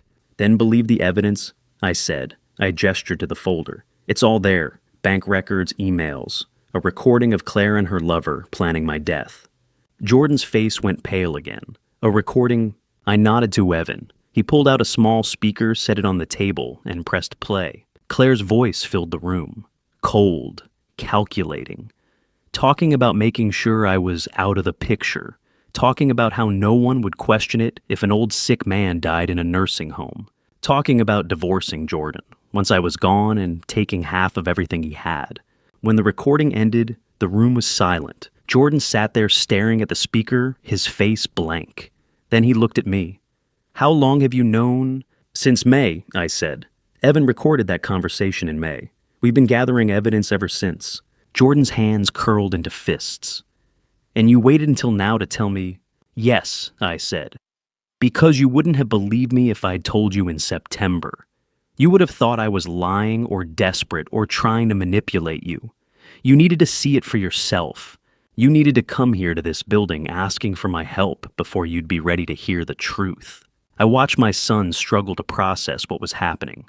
Part of me wanted to pull him into a hug to tell him it was going to be okay. Part of me wanted to scream at him for abandoning me, for believing Claire over me, for leaving me to rot in that place for a year. But I did neither, because this wasn't about emotion. This was about truth. I said quietly, there's more. He looked at me, his face ashen. More? Yes. I paused. But there was one more truth I hadn't told him yet. One that would make everything else pale in comparison. I took a breath and looked at my son. He was still sitting there, staring at the folder on the table, his face pale and drawn. Norman and Evan stood quietly near the back of the room, waiting. The two executives at the far end of the table hadn't moved. The room felt like it was holding its breath. Jordan, I said, does Claire's family name Hughes mean anything to you in relation to my business?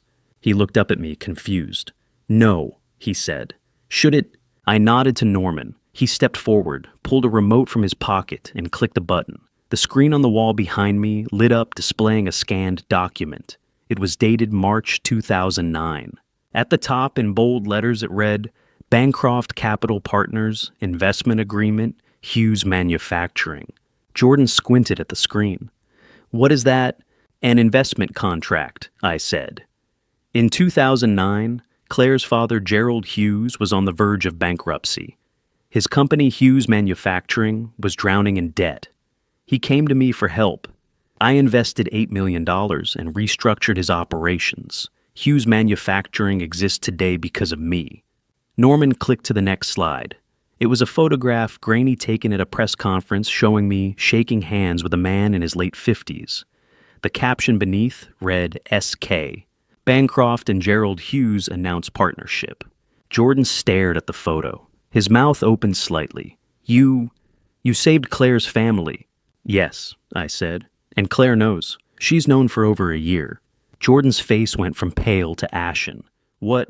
I leaned forward, my hands flat on the table. March 2023. That's when Claire discovered I was S.K. Bancroft. She was at your in-laws' house. Gerald mentioned my name, mentioned that I'd saved his company years ago. Claire put the pieces together. She went home, did her research, and figured out that her father-in-law, the man she'd written off as a broke retiree, was worth $300 million. Jordan shook his head. No, she would have told me. She didn't tell you, I said, cutting him off.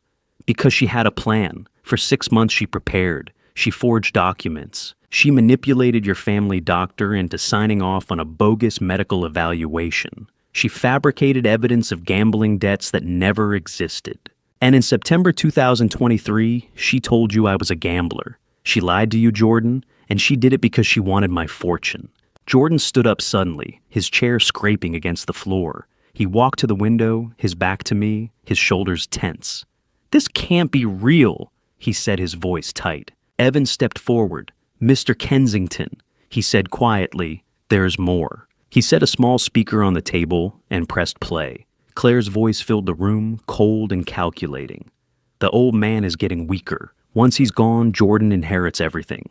And once we're married long enough, I'll divorce Jordan and take half. Jordan spun around. He stopped, his face stricken. That's Claire's voice. Yes, Evan said. This was recorded in May. Norman clicked to another slide.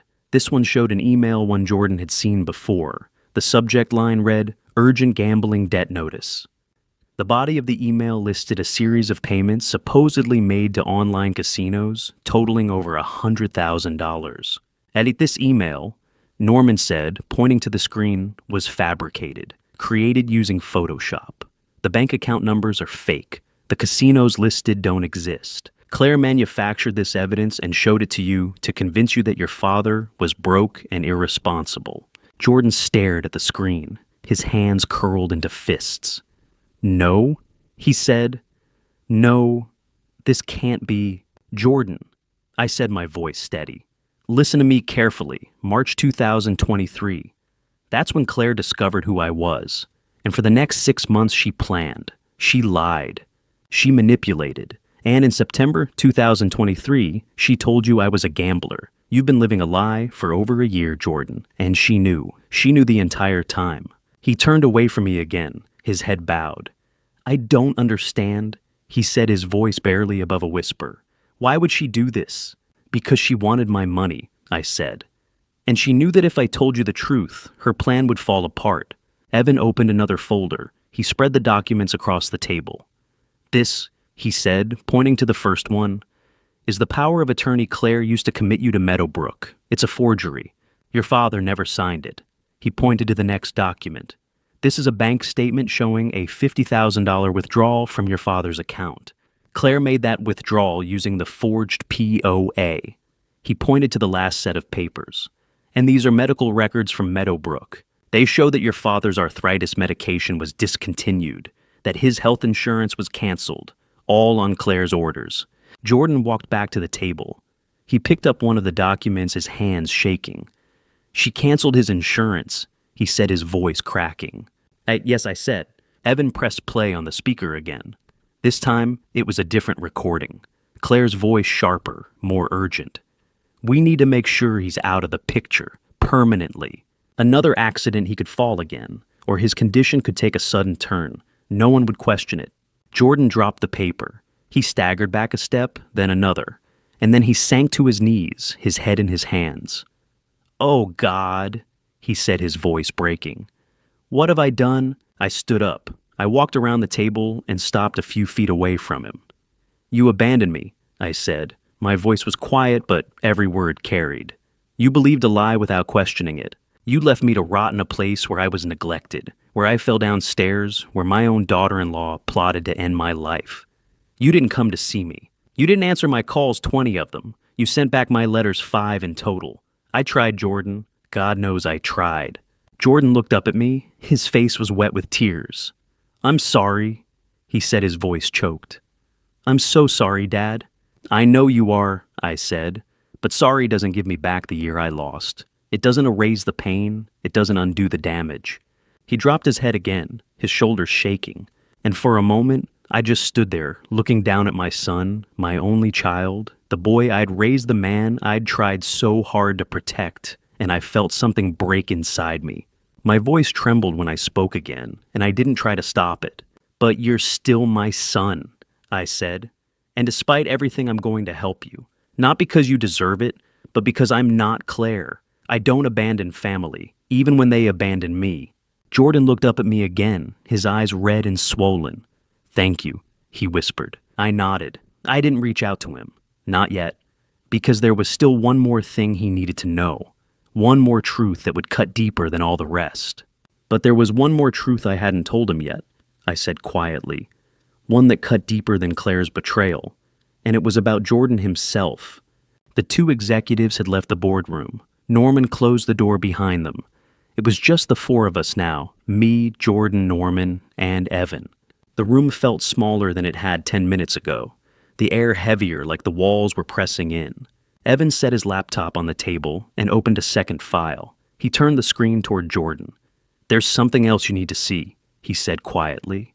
Jordan looked at the screen, his face already pale when a shade whiter. It was a screenshot of a browser history, dated April 23, 2024. The search queries were simple damning, S.K. Bancroft net worth.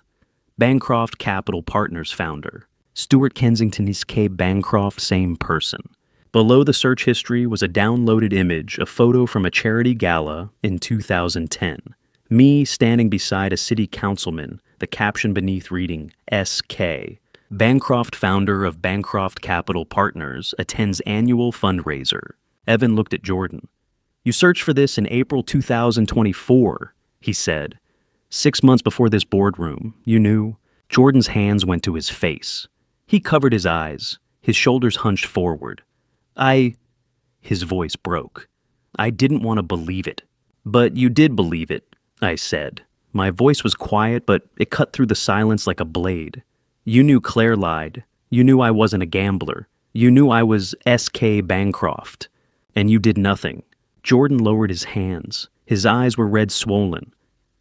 "I found out in April," he said, his voice shaking. "I saw the photo. I Googled your name. I knew Claire had lied, but I couldn't move. Every time I picked up the phone to call you, Claire seemed to sense it. She'd ask, 'What's wrong, honey?' And I'd freeze. She had a way of making me feel like I was losing my mind." He stopped, wiped his face with the back of his hand, and took a breath. "One night end of April, I packed a bag. I was going to drive to that nursing home and bring you home. But Claire walked into the bedroom. She asked where I was going. I said, to see Dad. She just looked at me, and then she started crying. She said, 'If you go, I'm leaving you. I can't be with someone who chooses a liar over his wife.' And his voice cracked. I put the bag down. I didn't say anything. I just watched him, my hands resting on the table, my jaw tight. I told myself, just one more week." Jordan continued, his words tumbling out faster now, like a dam breaking. "Next week I'll go." But next week became next month. And I convinced myself that maybe you were okay, that maybe the nursing home wasn't so bad, that maybe I was overreacting. I was a coward, Dad. I chose comfort over courage. I chose a lie I wanted to believe over a truth I was afraid to face. He looked at me, his face twisted with shame. And every day Claire reinforced it.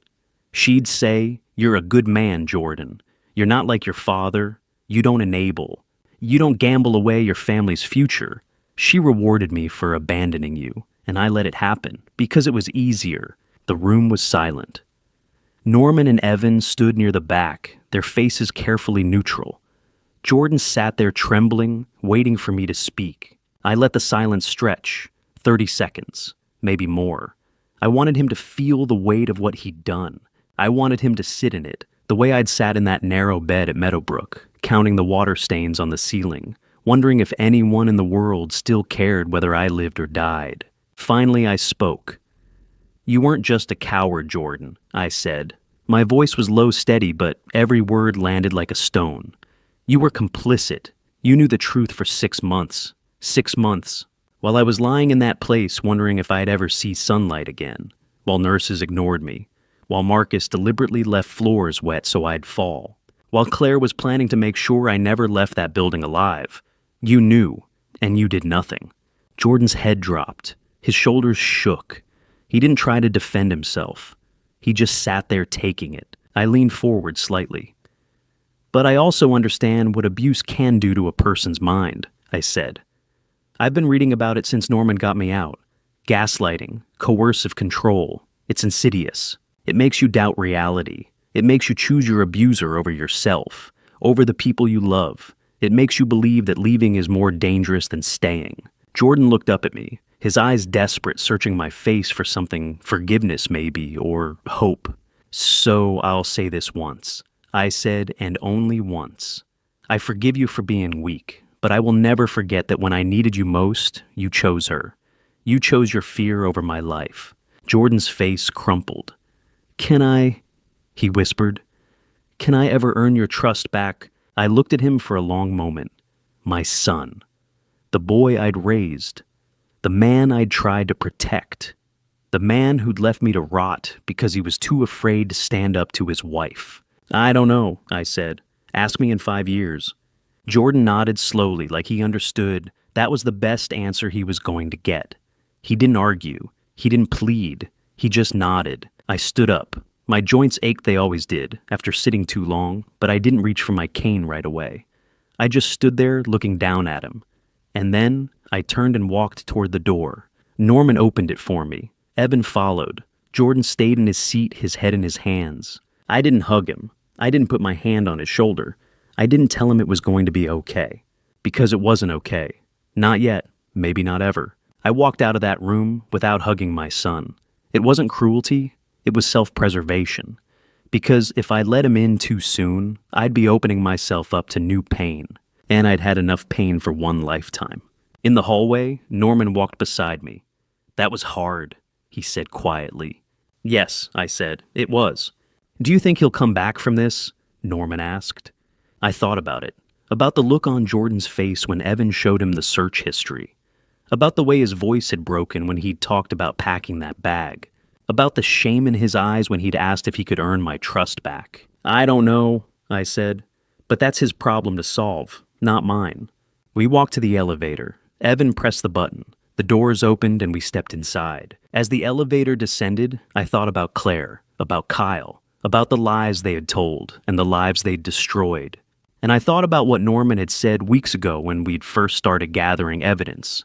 When we're done, the world will know exactly what kind of people they are. But the reckoning for Claire and Kyle wasn't over. There was one final twist waiting, one that would show the world exactly what kind of people they were.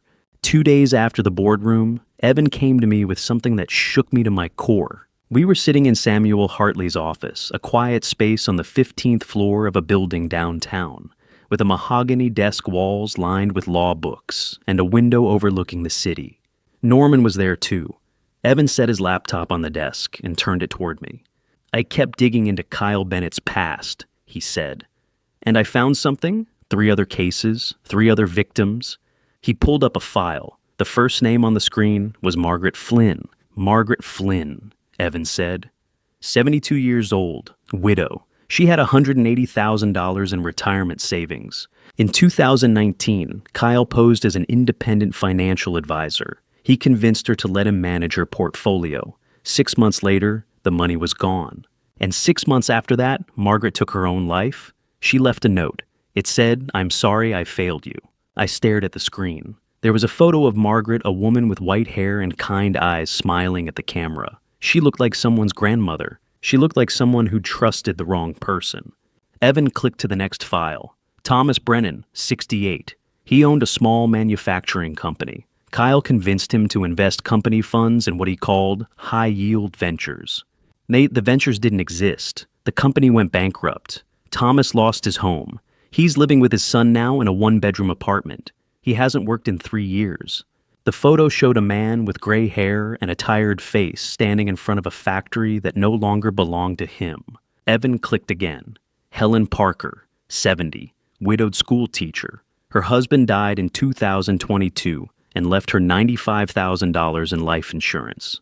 Kyle approached her at a grief support group. He told her he could help her invest the money. A year later, the account was empty. Helen's living with her daughter now. She can't afford her medications. The photo showed a woman with silver hair and glasses sitting on a porch, her hands folded in her lap. She looked small, fragile. There's a pattern, Evan said. Kyle targets elderly people who are isolated, widowed, alone, people who have recently come into money retirement, savings life, insurance payouts, inheritances. He gains their trust. He forges documents. He drains their accounts. And then he disappears. I looked at the 3 photos on the screen. Margaret, Thomas, Helen, and I thought about myself, about the year I'd spent at Meadowbrook, about the forged power of attorney, about the $50,000 Claire had taken. I wasn't special, I said quietly. I was just another prey, another old man for him to bleed dry. Yes, Evan said. But you had something the others didn't. You had resources. You had me and Uncle Norman, and you had the ability to fight back. Norman leaned forward. According to the National Council on Aging, 1 in 10 older Americans experiences some form of abuse, financial, physical, or emotional. Most cases go unreported. The victims are too ashamed, too scared, or too isolated to ask for help. But you can help them, Stuart. You can make sure Kyle never does this to anyone else. I nodded slowly. What do we do? We go to the FBI, Norman said. 3 hours later, I was sitting in a conference room at the FBI field office. The building was all concrete and security checkpoints. The room was small, windowless, with fluorescent lights that buzzed faintly overhead. There was a table, 4 chairs, and a recording device in the center. Agent Rebecca Winters walked in. She was 42, with short dark hair, and the kind of steady, no-nonsense demeanor that told you she'd seen worse than anything you were about to tell her. She shook my hand, sat down across from me, and opened a thick folder.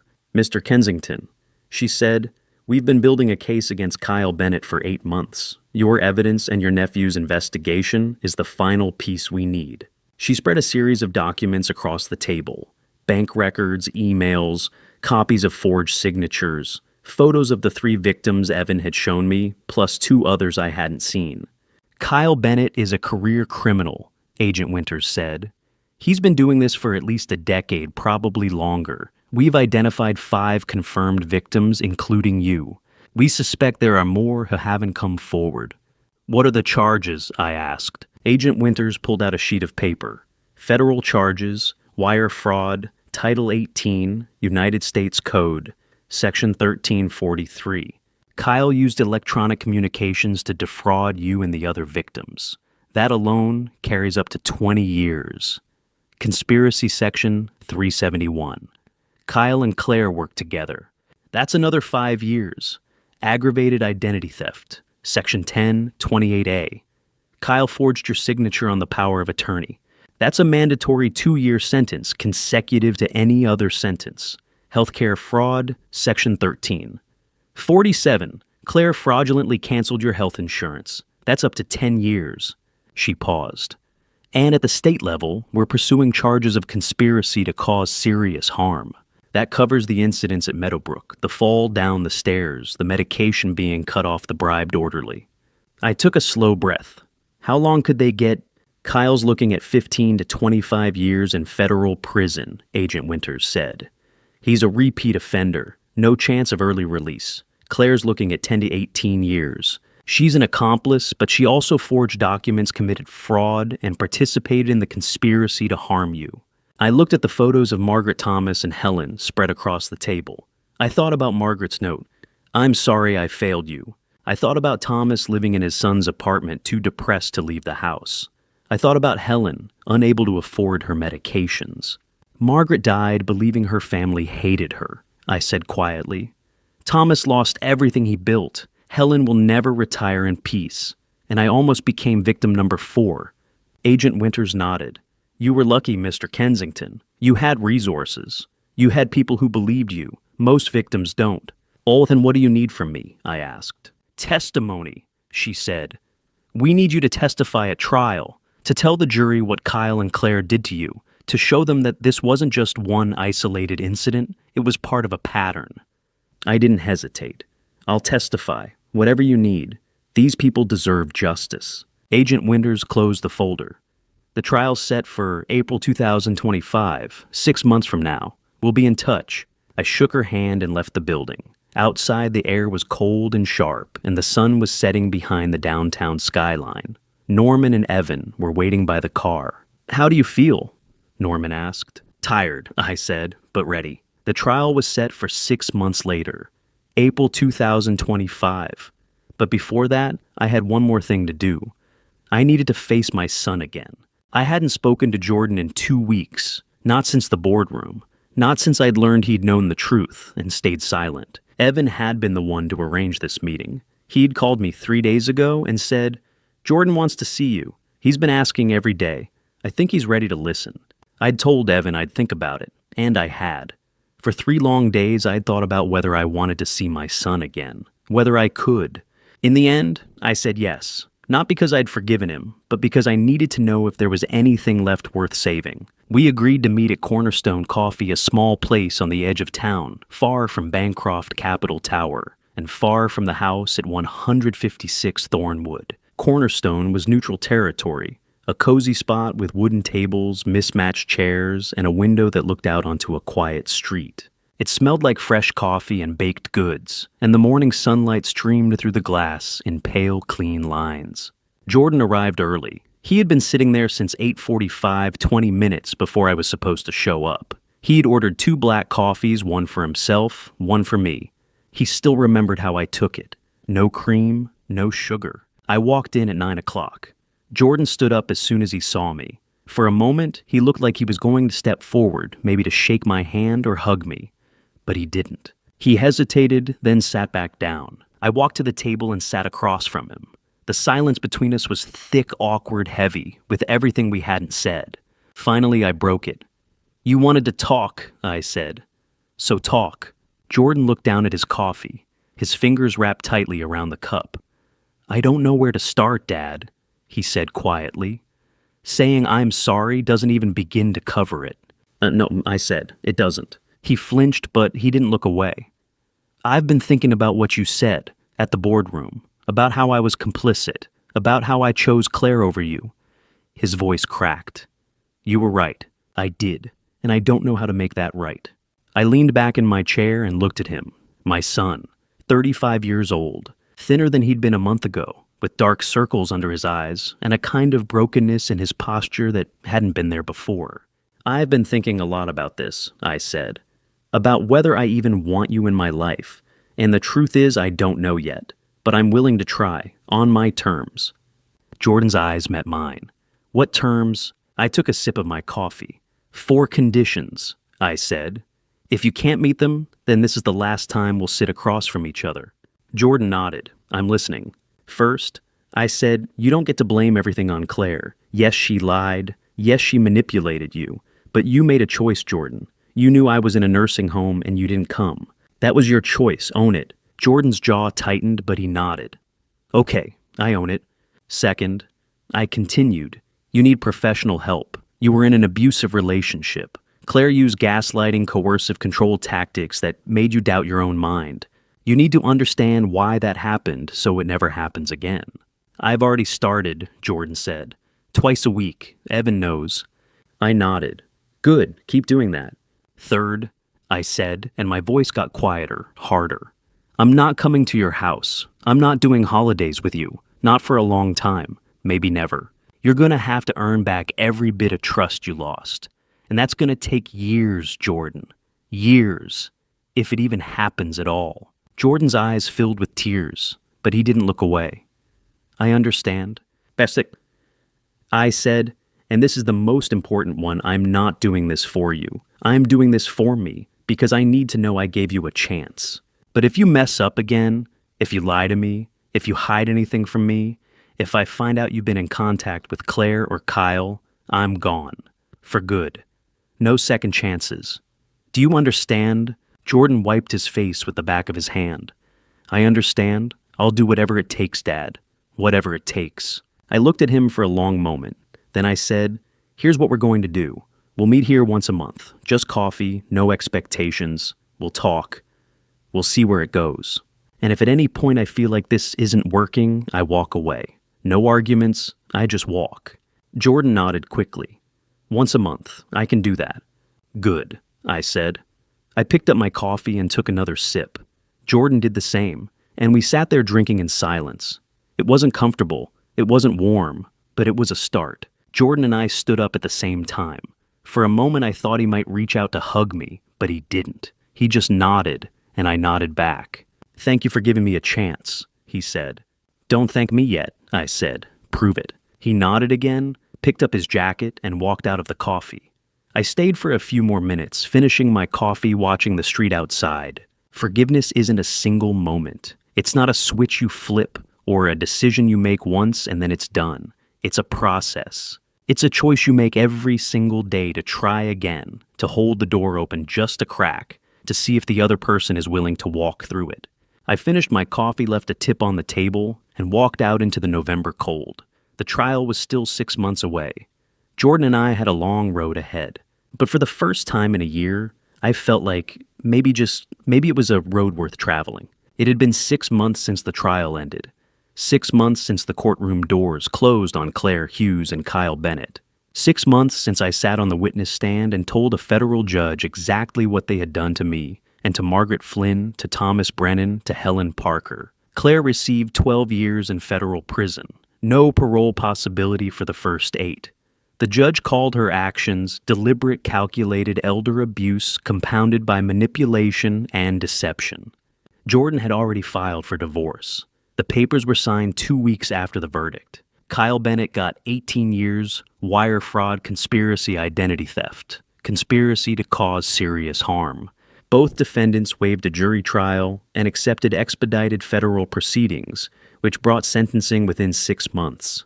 The judge cited Margaret Flynn by name 3 times during sentencing. Kyle is also facing 3 separate civil suits filed by the families of his victims. He will never walk free with money in his pocket again. Norman Blake retired fully 3 months ago. He and his wife bought an RV and have been traveling the Southwest. He still calls me every Sunday for chess over video chat. Evan Kensington was promoted to Vice President of Strategic Investments at Bancroft Capital. I trust him more than anyone else in the company. He is considering law school next year. I told him I would pay for it. Maggie O'Brien left Meadowbrook the week after the FBI investigation began. The facility was shut down by the state health department 2 months later. Maggie now works at a high-end senior care facility on the north side of the city. I donated $500,000 to their capital improvement fund in Margaret Flynn's name. Jordan sold 30% of his shares in Kensington Development to repay the bridge loan I gave him. He is still restructuring the company, still attending weekly therapy sessions, still living in a modest apartment across town. I moved out of Norman's apartment 4 months ago. I bought a smaller house on Riverside Drive. Quiet street, old trees, a porch with a rocking chair. I founded the Margaret Flynn Fund for Elder Financial Protection. It provides free legal aid and financial counseling to seniors who have been exploited. Forgiveness is not what I thought it was. It is not a moment. It is not a hug. Forgiveness is a decision you make every single day to stop letting the past consume you. It is choosing to move forward, not because you have forgotten, but because you refuse to let someone else's cruelty define the rest of your life. I have forgiven Jordan not because he deserves it, but because I deserve peace. The first Saturday of October, I drove to Cornerstone Coffee. It was our 6th consecutive meeting once a month, same time, same place. Jordan was already there, sitting at a corner table with 2 cups in front of him. Black coffee, no sugar. We talked about the fund, about his company, about therapy. After a few minutes, Jordan reached into his jacket pocket and pulled out a small box. He slid it across the table. Inside was a wristwatch, simple silver, elegant. On the back, engraved in small letters, were the words, "Time will heal. Jay." "I know it does not fix anything," he said quietly, "but I wanted you to have something that reminded you that we are still here, that we are still trying." I ran my thumb over the engraving. "Thank you," I said. When we stood to leave, Jordan hesitated, then looked at me. "Dad," he said, "thank you for giving me a chance." It was the first time he had called me that in over 2 years. "You are welcome," I said. Then after a pause, "Son." We walked out of the coffee together. At the door, we went our separate ways. I did not look back. I knew he was trying. That was enough for now. That night, I sat on my porch and watched the sun set over the river. I thought about Margaret Flynn. I thought about Thomas Brennan and Helen Parker.